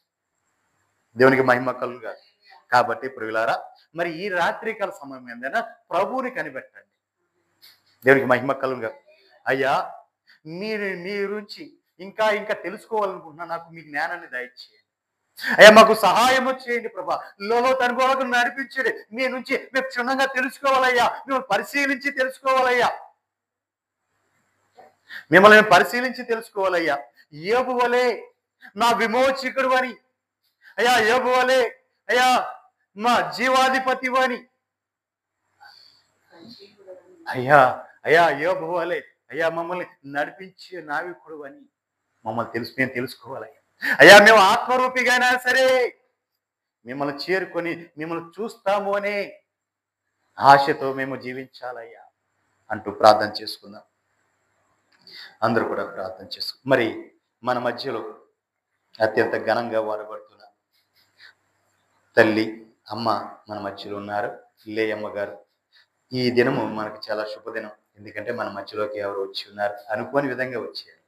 ఇప్పటివరకు మన సన్నిధికి రాలేదు. మరి అమ్మ మన మధ్యకు వచ్చి ఉన్నారు. తూర్పు దిగువల్లి పరిసర ప్రాంతాల్లో అత్యంత ఘనంగా చేస్తున్న పరిచర్య, ఘనమైన పరిచర్య చూస్తున్నారు. వారి కుటుంబం అంతా కూడా సేవలోనే వాడబడుతున్నారు.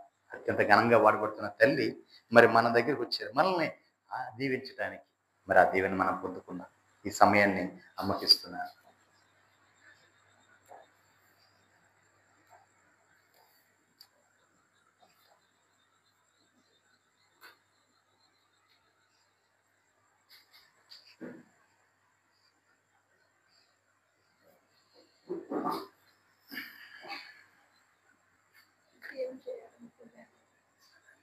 మీ ప్రభు అన్నట్టు సచి.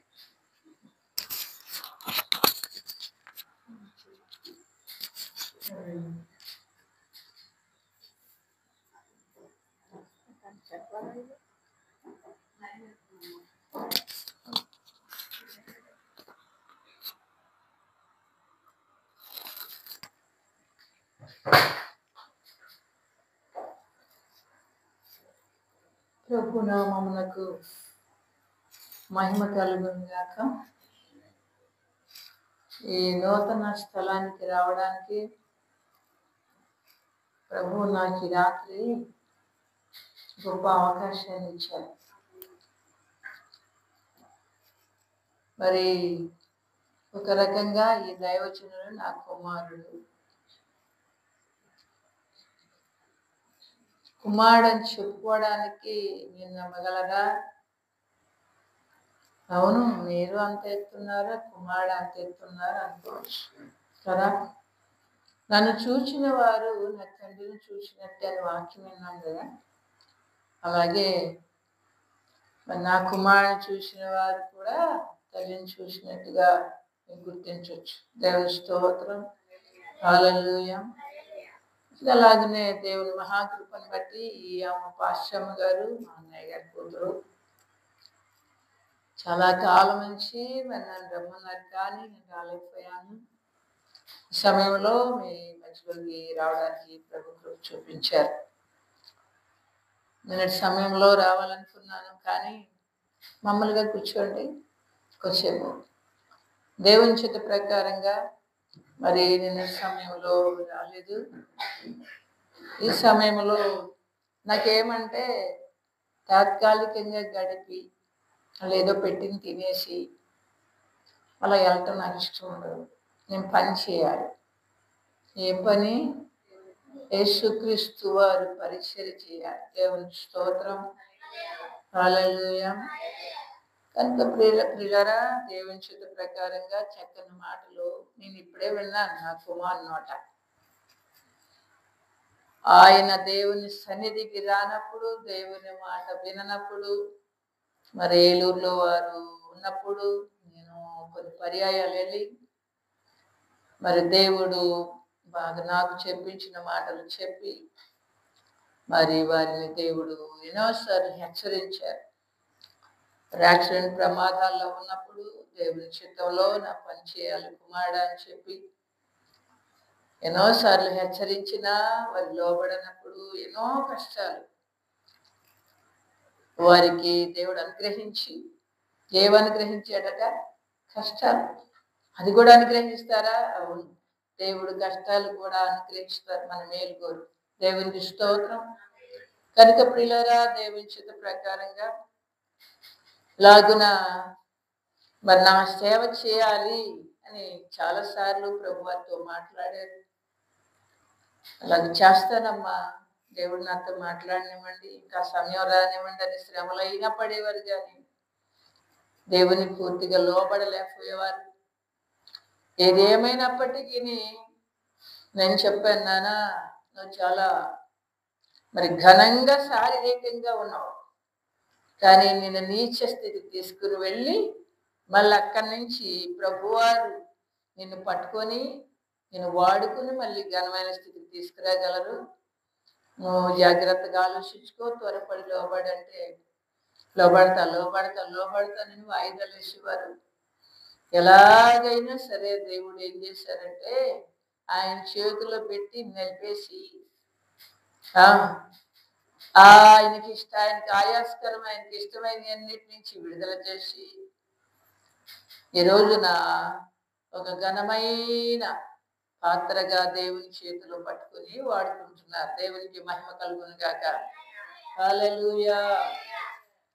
కనుక ప్రియులారా, మరి ఆ రీతిగా మరి ప్రభు చేతిలో పడడం, ఈ రీతిగా అనేకల కోసం వారు సొంత గ్రామంలో ఈ రీతిగా, ఇది దేవుని మందిరమేనా, ఇది మీరు కట్టిందేనా,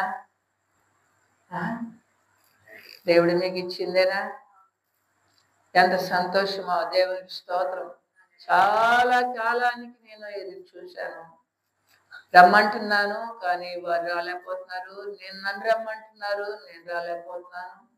ఏదేమైనా వీటిని కలుసుకుని పోవాలా అనే ఒక ప్రేరేపణతో మొన్న ఫోన్ చేశాను. నిన్నటి సమయంలో రాలేకపోయాను. ఈ సమయంలో దేవుడు మీ మధ్యకు తీసుకుని వచ్చారు. ఈ నూతన ప్రజలు, నూతన గ్రామం, నూతన మందిరం, నూతన పరిచర్య, మరి నూతనంగా అభిషేకించుకుని వాడుకుంటున్న దైవ సేవ. బట్టి గట్టిగా స్తోత్రం చెప్తామా? హల్లెలూయా. కనుక దేవుని చిత్త ప్రకారంగా దేవుడు అంటాడు, నీ ప్రేమే నా కన్నీరు తుడిచింది, నీ ప్రేమే నా కలతలు తీర్చింది, నీ ప్రేమే నా కష్టం తీసింది, నీ ప్రేమే నా చదువును పూడ్చింది. I love you, I love you, I love you, Jesus. I love you, I love you, I love you, Jesus. నీ ప్రేమ మంచిది, నీ ప్రేమ మరువనిది, నీ ప్రేమ మారనిది, మధురమైనది. నీ ప్రేమ మంచిది, నీ ప్రేమ మరువనిది, నీ ప్రేమ మారనిది, మధురమైనది. హల్లెలూయా. గట్టిగా చెప్తామా? హల్లెలూయా. ఈ శబ్దము నేను ముగించేదాకా ఉంచండి, కొంచెం నాకు ఊపిరిపోయండి, ప్రభువుకు మహిమ తీసుకురండి. దేవునికి మహిమ చెల్లును గాక. మంచిది దేవుని పిల్లలారా, నేను ఎక్కువ సమయం చెప్పను, సమయం చాలా అయింది కనుక మరి మిమ్మల్ని త్వరగా విడిచిపెట్టాలి. ప్రభు చిత్తం అయితే మరొకసారి పూర్తిగా మీతో కలుసుకుంటాను. అలాగనే దేవుని మాట శ్రద్ధగా వింటే వచ్చే ఆశీర్వాదాలు 4 రకాలుగా మీ ముందుంచి తర్వాత నేను ముగిస్తాను. చూడండి, ద్వితీయోపదేశ కాండంలో 28వ అధ్యాయంలో 1వ వచనం. ద్వితీయోపదేశ కాండము 28వ అధ్యాయము మొదటి మాట త్వరగా చదివేయండి. దేవుణ్ణి నమ్మి నీవు నీ దేవుడైన యెహోవా మాట శ్రద్ధగా విని నేడు నేను నీకు ఆజ్ఞాపించుచున్న ఆయన ఆజ్ఞలన్నిటినీ అనుసరించి నడుచుకొనిన ఎడల నీ దేవుడైన యెహోవా భూమి మీద ఉన్న సమస్త జన్మల కంటే నిన్ను హెచ్చించును. చిన్న ప్రార్థన. పరమ తండ్రి అయిన దేవా మీకు స్తోత్రాలు. మమ్మల్ని ఎంత ప్రేమించావో యేసయ్యా, ఈ కృపను బట్టి వందనాలు.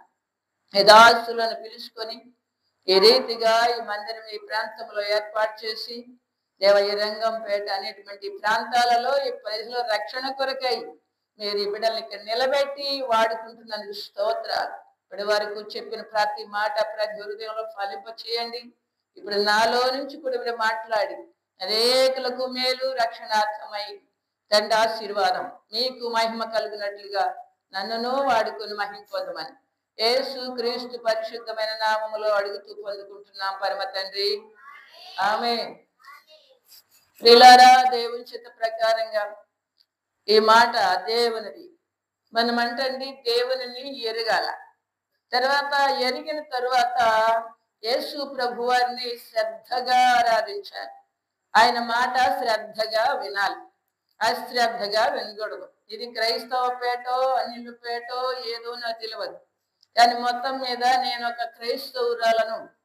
పిల్లరా, నేను పుట్టుకతోనే క్రైస్తవ కుటుంబంలోనే పుట్టాను, కానీ శ్రద్ధగా ఆరాధించలేని పరిస్థితుల్లో ఉన్నాను అప్పుడు.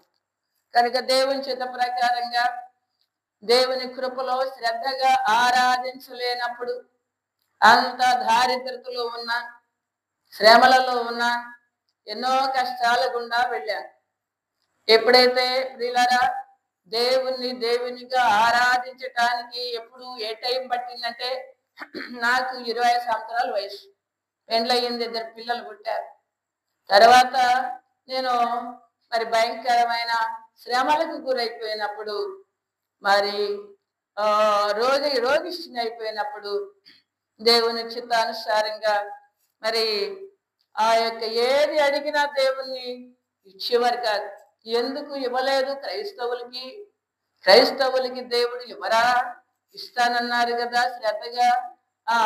అంటే ఆయన మాట విన్న ప్రతి ఒక్కరికి దేవుడు ఆశీర్వాదం దొరుకుతాయి కదా. అంటే నేను ఆయన మాట వినవలసినట్టు వినలేదు, ఆయన్ని ఆరాధించవలసినట్టు ఆరాధించలేదు. నేను ఇక్కడ 10 మందిలో కాదు, లక్షల మందిలో కూడా అదే మాట చెప్తాను. నేను ఒక దొంగ క్రైస్తవురాలను. అంటే ప్రార్థనకి వెళ్ళేదాన్ని సినిమాలకి, ప్రార్థనకి వెళ్ళేదాన్ని బూతులు, ప్రార్థనకి వెళ్ళేదాన్ని మరి ఇక అన్ని. కనుక ప్రియులారా, ఆచారపు భక్తిలో ఉన్నప్పుడు యేసు ప్రభువారు నా ప్రార్థన వినలేదు. దేవుని చిత్త ప్రకారంగా ఆయన మాటని శ్రద్ధగా విననప్పుడు, ఆయన చెప్పిన మాట ప్రకారంగా జీవించినప్పుడు దేవుడు నా ప్రార్థన వినలేదు, నాకు జవాబు ఇవ్వలేదు. కనుక నేను చిన్నప్పటి నుంచి 20 సంవత్సరాలు వయసు వచ్చే వరకు నేను చాలా శ్రమలు పడ్డాను. నేను ఎప్పుడైతే దేవుని మాట, కొంచెం ఆ బాటిల్ తీసాను మోచి, కనుక దేవుని చిత్త ప్రకారంగా అలాగున దేవుని మాట ప్రకారంగా నేను లోబడాలి అంటే పిల్లరా,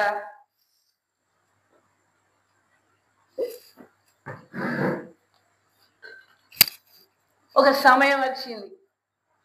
ఆ సమయము డాక్టర్లు విడిచిపెట్టిన సమయం, కుళ్ళిపోయిన సమయం, మురిగిపోయిన సమయం, ఆపరేషన్లో తేడా వచ్చిన సమయం, కుక్క మురిగిన వాసన కొట్టిన సమయం, చచ్చిపోత తీసుకుపోమని డాక్టర్లు పంపించేసిన సమయం.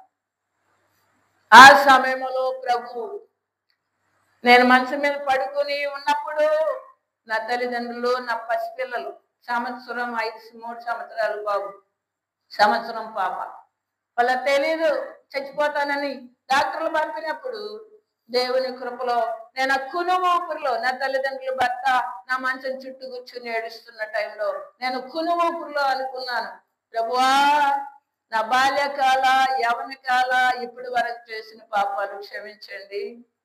నేను నీ మాట వింటాను, నా బిడ్డల ముందు తల్లిగా, నా భర్త ముందు భార్యగా, నా నీ సంఘంలో సాక్షిగా ఉంచరా అని మాట్లాడలేని సమయంలో కునుమూపురులో నేను అలాగే ప్రభు దగ్గరికి కన్నీరు కచ్చ పడక మాన పడక ఆ రాత్రి ప్రభు నాతో మాట్లాడారు, అమాయకి నీకు మందుల్లో వెళ్ళి ప్రార్థన చేసుకో, దేవునికి స్తోత్రం. ప్రియులారా, దేవుని కృపను బట్టి ఆనాడు సమర్పించుకున్న సమర్పణ, ఆనాడు మరణ మనసులో చేసుకున్న ప్రార్థన, ఆనాడు ఒప్పుకున్నటువంటి ఆ ఒప్పుకోలు ప్రభు వారికి ఇష్టమయ్యి నన్ను బ్రతికించి ఇప్పటికి 40 సంవత్సరాలు. దేవుని స్తోత్రం. ప్రియులారా, దేవుని కృపలో ఇప్పుడు నేను ఏది అడిగితే అది ఇస్తాను. 20 సంవత్సరాల వయసు వరకు నేను ఏది అడిగినా ఇవ్వలేదు. అప్పటి వరకు నాకు సహాయం చేయలేదు. అప్పటి వరకు నేను క్రైస్తవ పేరు పెట్టుకున్నాను. పేరుకు మాత్రమే క్రైస్తవ్యం. బైబిల్ పట్టుకున్నాను, పాటలు పాడుతున్నాను, మందిరాలకు వెళ్తున్నాను, వస్తున్నాను, కానీ జీవితం మారలేదు. అలాంటి దొంగ బ్రతుకుతున్నప్పుడు దేవుడు నాకు ఏ సహాయం చేయలేదు. ఎప్పుడైతే నేను దేవునికి అంకితం చేసుకున్నానో అప్పటి నుంచి ఇప్పటి వరకు కూడా నేను ఎప్పుడు ఏది అడిగితే నా దేవుడు అలాగే ఇచ్చి నన్ను ఇలాగ నిలబెట్టాడు. దేవునికి స్తోత్రం.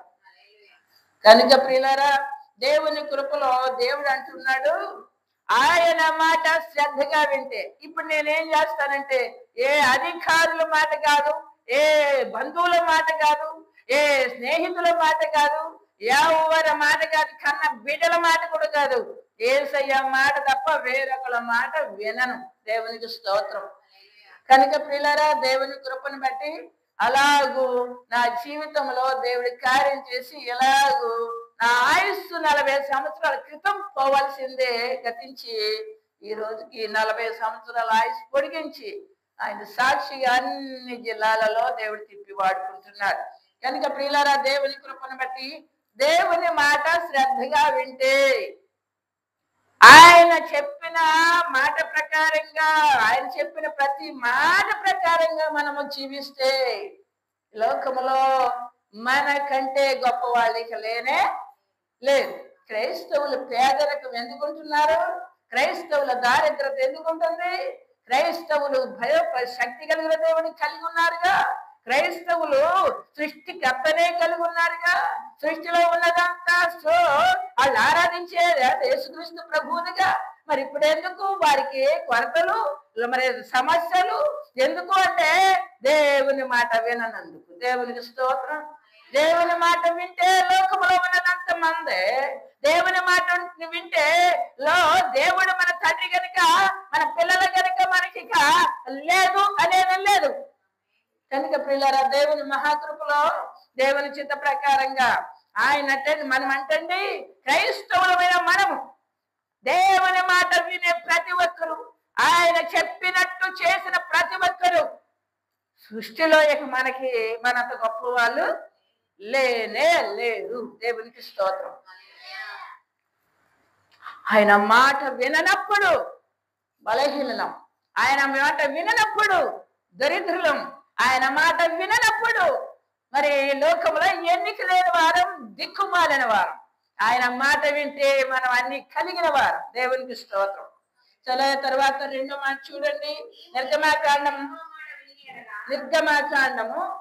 15వ అధ్యాయం 26వ వచనం. నిర్గమాకాండము 15వ అధ్యాయము 26వ వచనం. మీ దేవుడైన యెహోవా వాక్కును శ్రద్ధగా విని ఆయన దృష్టికి న్యాయమైంది చేస్తే, ఆయన ఆజ్ఞలకు విధేయులై ఆయన కట్టడలన్నిటినీ అనుసరించిన ఎడల నేను ఐగుప్తీయులకు కలుగజేసిన రోగములలో ఏది మీకు రాదు. దేవునికి స్తోత్రం. ఇలా దేవుని కృపలో దేవుడు అంటూ ఉన్నాడు, ఇదిగో నా దృష్టికి న్యాయం చేస్తే. ఈ లోకంలో మనుషుల దృష్టికి మనుషులు న్యాయం లేని వారై ఉన్నారు. అయితే మనుషులకు నువ్వు అన్యాయస్తుడిగా కనబడవచ్చు, కానీ మనము ఎవరికి న్యాయస్తుడిగా కనబడాలంటే, అమ్మో చూస్తున్న దేవుడు, వింటున్న దేవుడు అని ఆయనకు మనము గుర్తుపెట్టి ఆయనకు భయపడి ప్రతి చోట మనము న్యాయంగా జీవించే వారంగా ఉన్నప్పుడు ఏం చేస్తుందట, ఈ లోకములో ఏ రోగం కూడా మనకి రానివ్వడు. దేవునికి స్తోత్రం. హల్లెలూయా.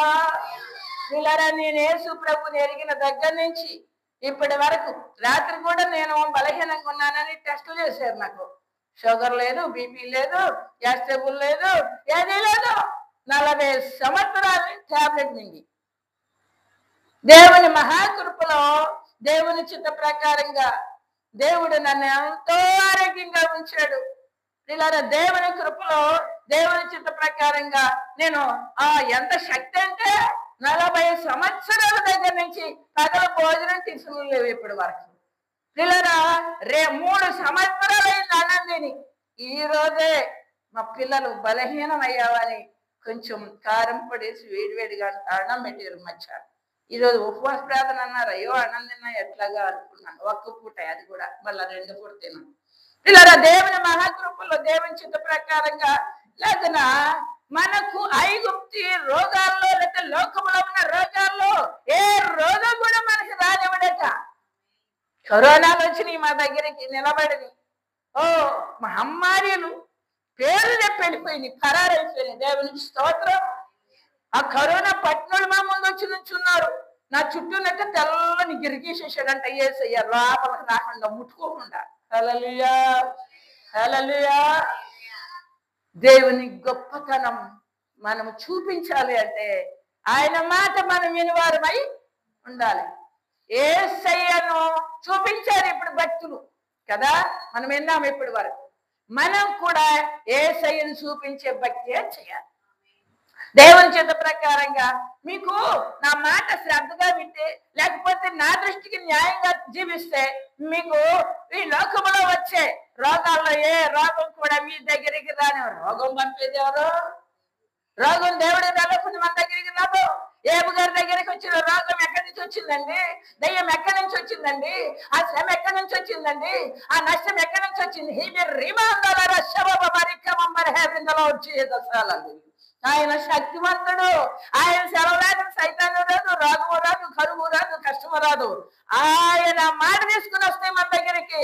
ఎందుకు వస్తాయంటే మన లోపాన్ని బట్టి. ఇదిగో పలానా ఆయన చూసుకో, పలానా ఆమెను చూసుకో, అవినీతి చూసుకో, నటు చూసుకొని దేవుడు చెప్తాడంతే.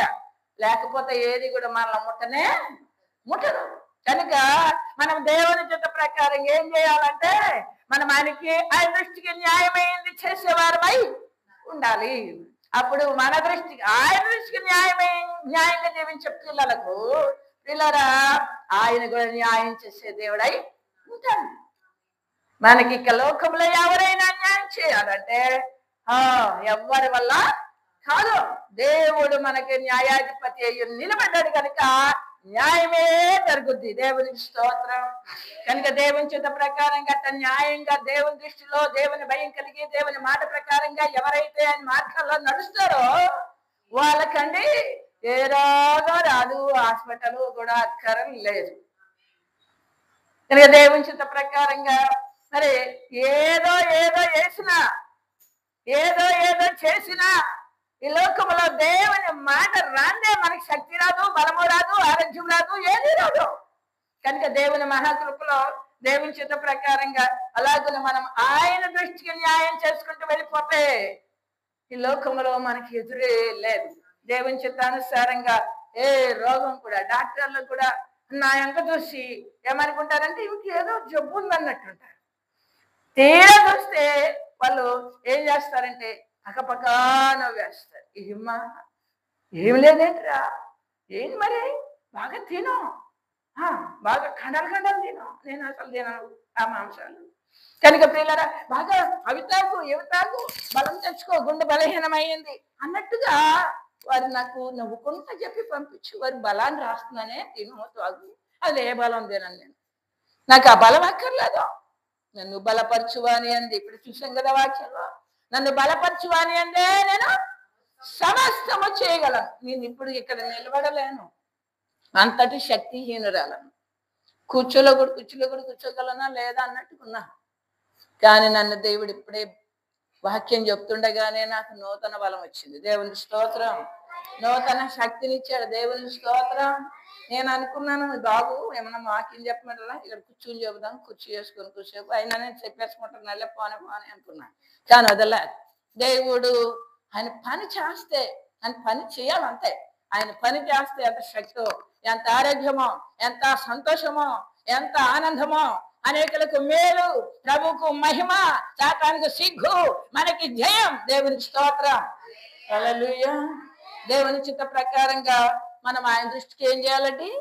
న్యాయమైంది చేయాలి. తర్వాత అండి 3వ మాట చూడండి, నిర్గమకాండంలో 23-22 వచనం.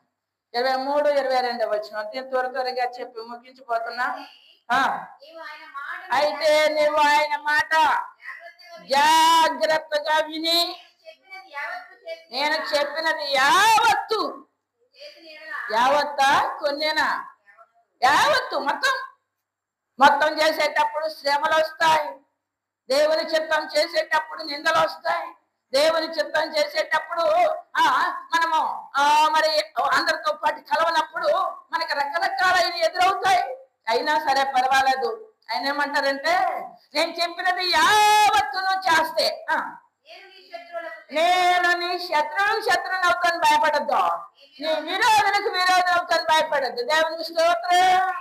నేను చెప్పిన ప్రతి మాట ప్రకారం నువ్వు నడుచుకున్నావు అనుకో, తప్పకుండా నీకు శత్రువులు ఎదురవుతారు, నీకు విరోధులు ఎదురవుతారు. నేను వాళ్ళకు విరోధులు అవుతా, వాళ్ళకి శత్రువులు అవుతా, నీ పక్షమున వ్యాజ్య మార్చా, నీకు న్యాయం చేస్తా, నీ తల ఎత్తుతా, నిన్ను సిగ్గుపడనివ్వను, నేను నిన్ను బట్టి నా నామాన్ని మహింపరుచుకుంటాను అంటున్నాడు. దేవునికి స్తోత్రం. హల్లెలూయా. అమ్మా నిన్ను తెల్లకపోతే వాళ్ళు ఏమంటారు, ఇటు వెళ్ళకపోతే ఏమంటారు, భయపడవలసిన అవసరం. నువ్వు భయపడవలసింది ఎవరిదంటే సమస్త సృష్టికర్త అయిన ప్రభువు యేసయ్యకే. ఎవరికి భయపడవలసిన అవసరం లేదు. కనుక ప్రియులారా, దేవుని చిత్త ప్రకారంగా ఆయన మాట శ్రద్ధగా వింటే, ఆయన దృష్టికి మనం మంచి వారం అనిపించుకుంటే, ఆయన సంతోషం పెట్టే వారముగా ఉంటే మన పక్షంగా ఆయనే వ్యాజ్యమాడే దేవుడై ఉన్నాడు. ఆయన మన పక్షంగా న్యాయాధిపతి అయి నిలబడే దేవుడై ఉన్నాడు. దేవునికి స్తోత్రం. చూడండి 3-4వ మాట లేవి కాండంలోనే 26-3 వచనంలో, లేవియ కాండం 26వ అధ్యాయం 3వ వచనంలో ప్రియులారా చూడండి,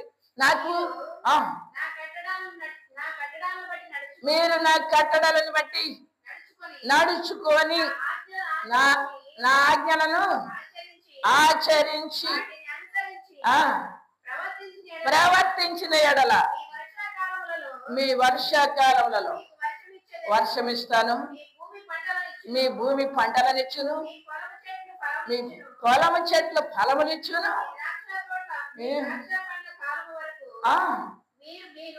మీ నూపు సాగుచుండును. హల్లెలూయా. దేవునికి స్తోత్రం. ఇది సమృద్ధితో ఆశీర్వాదించి మనల్ని పోషించే దేవుడై ఉన్నాడు. దేవుని మాట నేను విన్నప్పుడు, దేవుని దగ్గరకు వచ్చిన కొత్తలోనండి మాకు పూరే గుడిసె, కట్టుకోవడానికి వస్త్రాలు ఉండేవి కాదు, తినడానికి తిండి ఉండేది కాదు. పిల్లల ప్రభు సన్నిధిలో ప్రార్థన చేసుకుని తినడానికి ఏమి లేక పంచదార కలుపుకొని లోటాన్ని నీళ్ళు తాగి అలా ఉండేవాడు. అదే ఆహారం, అదే టిఫిన్ అన్ని. కనుక ఉపవాసం ఉండి తినడానికి ఏమి లేక అన్ని బియ్యం గింజల్లో పంచదార వేసుకుని నగలు నీళ్ళు దాకా అట్లుండేదాన్ని. తినడానికి ఏమి లేక ఎంత కందిపప్పు గింజల్లో పంచదార వేసుకుంటే ఎన్ని కందిపప్పు గింజలు నవ్వులతో కడుపు నిండా నవ్వుతావా? మరి మనము అన్ని నవ్వగలమా? బియ్యం గింజలు ఎన్ని నవ్వులి కడుపు నింపుకోగలం? కందిపప్పు గింజలు ఎన్ని నవ్వులి కడుపు నింపుకోగలం? కొన్నిసార్లు కొన్ని 2-3 ఊరగాయ ముక్కలు నవ్వులి నీళ్ళు తాగేసి కడుపు నిండా అదే టిఫిన్, అదే భోజనం. పిల్లరా ఒకటే జాకెట్ ఉతుక్కొని వేసుకొని ఆ చర్చికి పోయేది, లేకపోతే సేవకు పోయేది. అలాగనే ఒక పాత చీర కట్టుకొని అదే అక్కడ పెట్టుకొని మళ్ళా ఇంకా పాత ఇంట్లో కట్టుకొని అదే పిల్లరా తినడానికి ఉండేది కాదు. పిల్లలకి ఇద్దరికి భోజనం పెట్టడానికి ఆ ఇద్దరు భోజనం కూడా వాళ్ళకి సమృద్ధిగా పెట్టకుండా అలా పెట్టి వాళ్ళకి ఎదురు కూర్చుంటే నా ఆకలి వాళ్ళ ప్లేట్లోది ఇంత తీసుకొని వాళ్ళ కడుపు నిండేది కాదు, నా కడుపు నిండేది కాదు. లేదా ఎవరిని అడగడానికి అడిగే వాళ్ళం కాదు, అప్పు చేయడానికి అప్పు చేసే వాళ్ళం కాదు, లేదని చెప్పుకునే వాళ్ళం కాదు. ప్రభు పాదాలు పట్టుకొని ప్రార్థన చేస్తూ ఉంటే దేవుడు ఆశ్చర్యకరంగా అంచెలంచెలుగా దీవించి ఈ రోజున 3 డాబాలు కట్టుకొని మరి 2 డాబాలు మందిరాలు కట్టుకొని ఆయన నామానికి గొప్ప చేసే భాగ్యం ఇచ్చాడు. దేవునికి స్తోత్రం. 2 గ్యాస్ బండ్లు అక్కడ పెట్టి, బియ్యం మూటలు అన్ని సరుకులు అక్కడ పెట్టి, రండి పట్టుకోండి రండి అని అందరికీ పెట్టే భాగ్యం ఇచ్చాడు. దేవునికి స్తోత్రం. పిల్లరా అలాగే నా పేద స్థితిలో ఉన్నప్పుడు నా యొక్క బిడ్డలకు కూడా మరి అప్పులు చేసి వివాహం చేస్తే ఆమె దగ్గర పైసలు తీసుకోబోతని చెప్పి దేవుడు 5 లక్షల అప్పు తీసేసి అవతల బారేసి ఆయన ఆశీర్వాదించే దేవుడు. దేవునికి స్తోత్రం. హల్లెలూయా, హల్లెలూయా. ఎంత ప్రేమ కలిగిన దేవుడు. ఈ ఆశీర్వాదాలన్నీ ఎవరికి వస్తాయో తెలుసా? ఆయన మాట శ్రద్ధగా వినేవారికి, ఆయన దృష్టికి న్యాయం చేసేవారికి, ఆయన వాక్కును శ్రద్ధగా విని ఆ ప్రకారం జీవించే వారికి. ప్రియులారా, మనుషుల మాటకు లోబడి అటొకడుగు ఇటొకడుగు వేసినన్నాడు నాకు ఆశీర్వాదం లేవు. మనుషులు సంతోషపెట్టిన భక్తి చేసిన నాడు నాకు ఆశీర్వాదాలు లేవు.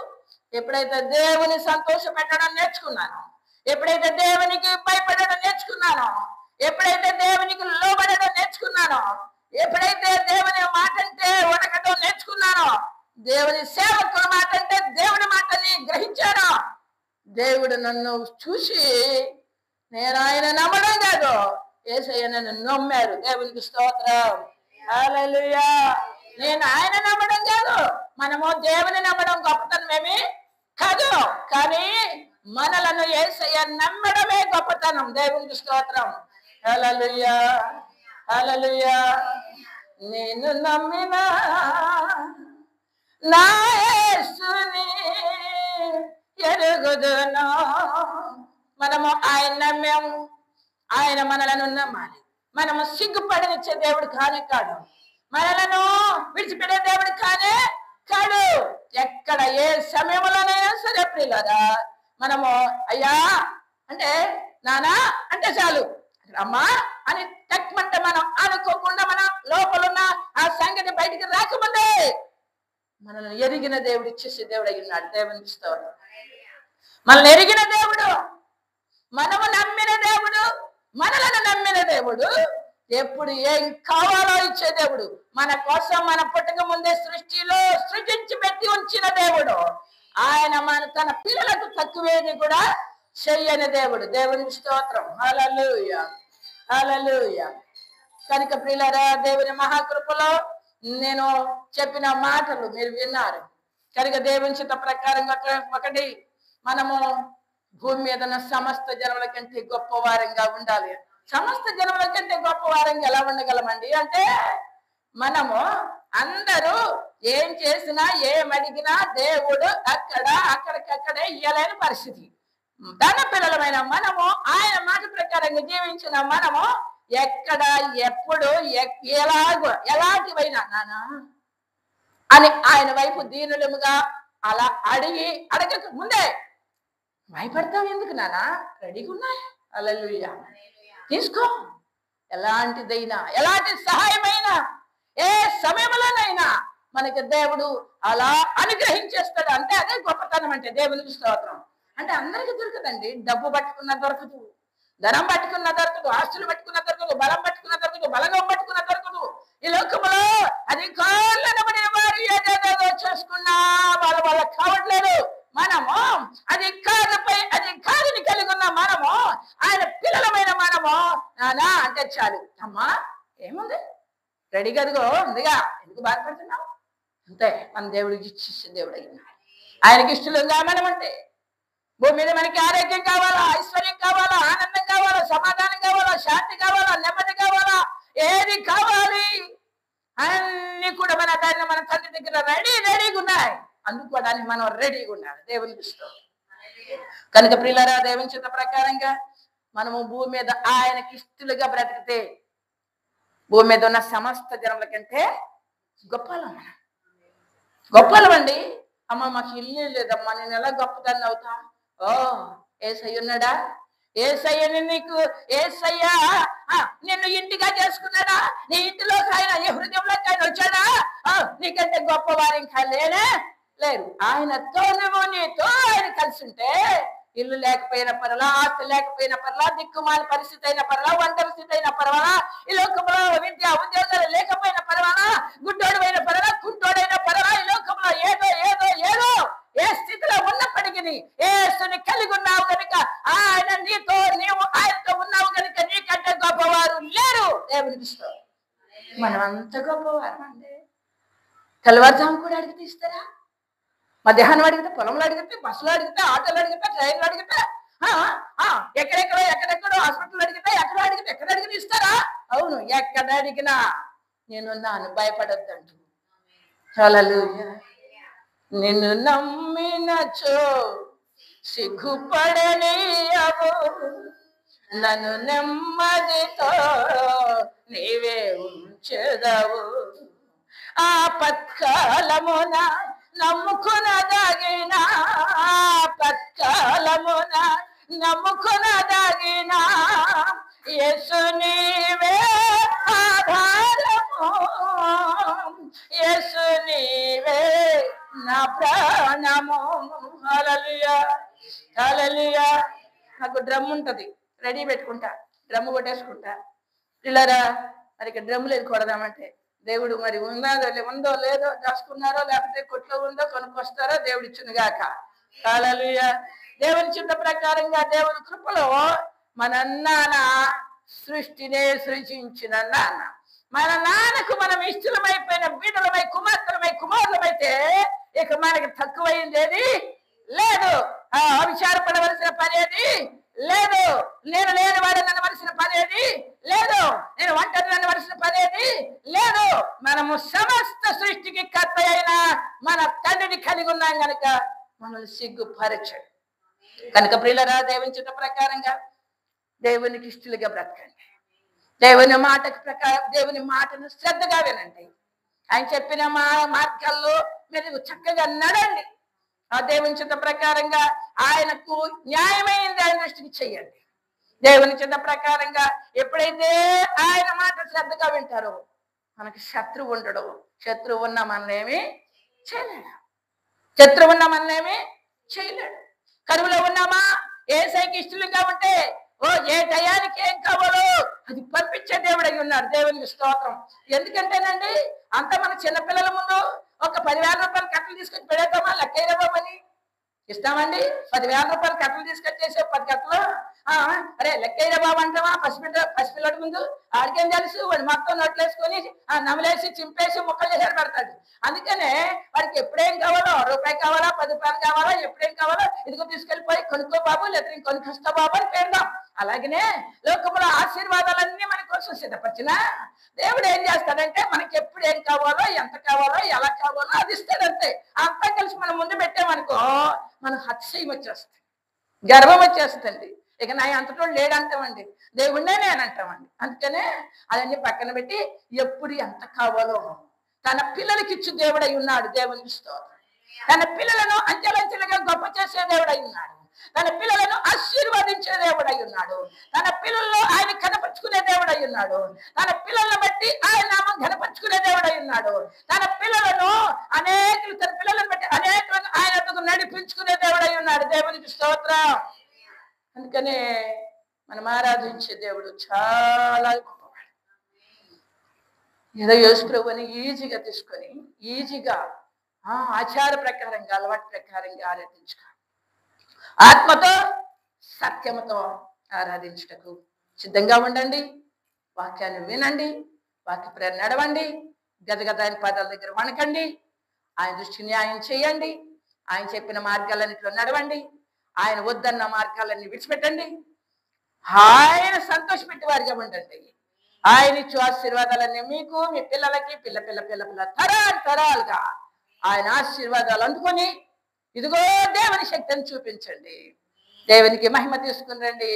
అనేకులను ఆ శక్తి, ఆ ప్రేమ, ఆ యొక్క ఆ కృపలోకి మీరు నడిపించి ఈ మందిరాన్ని ఇంకా నింపుదురు గాక. ఈ ప్రాంతం ఇంకా వెలిగించబడును గాక. ఈ ప్రజలందరూ రక్షింపబడుదురు గాక. ఈ నామకర్తలో ఉంటే నిజ క్రైస్తవులుగా మార్చబడుదురు గాక. దేవుని మార్గం తెలియకుండా వారిని ఉంటే వారందరూ దేవుని మార్గం తెలుసుకుంటారు గాక. రోగుల దగ్గర స్వస్థపరచబడుదురు గాక. దైవని పట్టిన వారైతే విడుదల పొందుదురు గాక. నెమ్మది లేని వారు నెమ్మది పొందుదురు గాక. రక్షణ లేని వారు రక్షణ పొందుదురు గాక. బాప్తిసం లేని వారు బాప్తిసం పొందుదురు గాక. పరిశుద్ధాత్మ లేని వారు పరిశుద్ధాత్మ పొందుదురు గాక. యవ్వనస్తులు పట్టబడుదురు గాక. అనేకులు ఇక్కడ ఆయన మంట కలిగిన వారిగా మండుదురు గాక.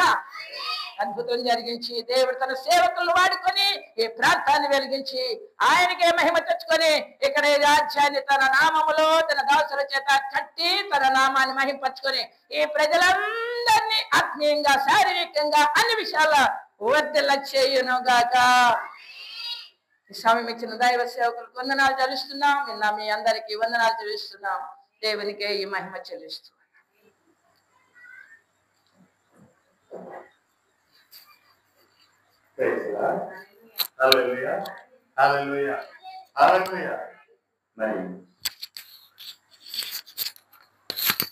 చక్కని మాటలు చెప్పిన తల్లికి నా హృదయపూర్వక వందనాలు. ప్రభువారు ఎందుకు నడిపించారో ఇప్పుడు అర్థమైంది. దేవునికి మహిమ కలుగునుగా. హల్లెలూయా. మరి యథావిధిగా ఆదివారం ఆరాధనలు జరుగుతాయి. అలాగే రాయడిపాలెం ప్రాంతంలో బల్లారాధన ఉంది కాబట్టి వారు సిద్ధపడుతుందిగా ప్రభుటి మనం చేస్తున్నాం. ప్రార్థన చేసుకుందాం. అమ్మా ముగింపు ప్రార్థన చేయండి.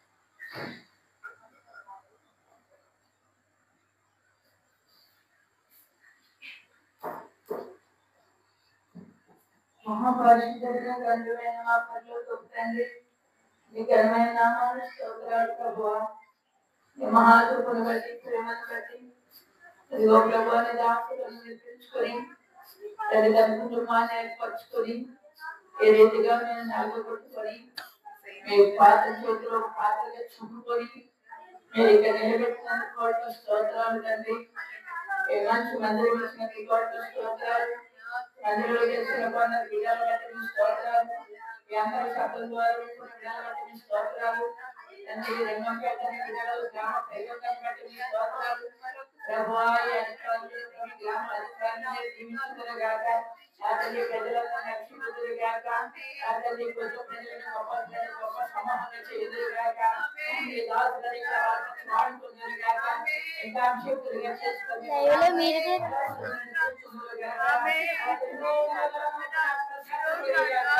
ప్రతి గ్రహంలో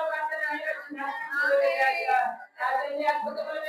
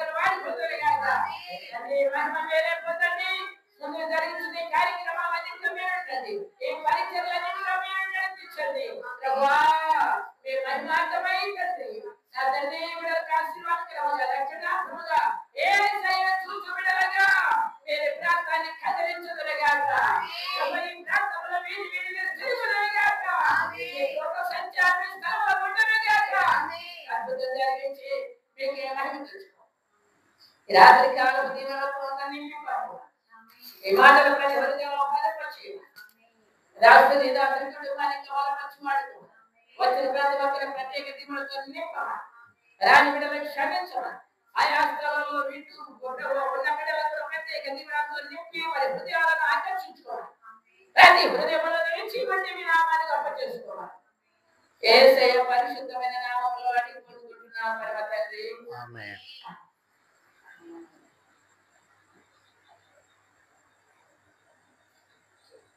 మన తండ్రి అయిన దేవుని ప్రేమయు ప్రభువైన యేసుక్రీస్తు వారి యొక్క కనికరము పరిశుద్ధాత్మ దేవుని యొక్క అన్యోన్య సహవాసము సన్నిధి సదాకాలం మనకు తోడై ఉండును గాక. యేసు రక్తమే ప్రవేశ రక్తమే ప్రవేశం సంపూర్ణ హల్లెలూయా హల్లెలూయా హల్లెలూయా. అందరికీ నా ప్రేమపూర్వక వందనాలు. అందరికీ వందనాలు. మరి ఇంతటితో ఈ ఆరాధన ముగించబడింది. మీ అందరికీ నా ప్రేమపూర్వక వందనాలు. ఆదివారం కలుసుకుందాం.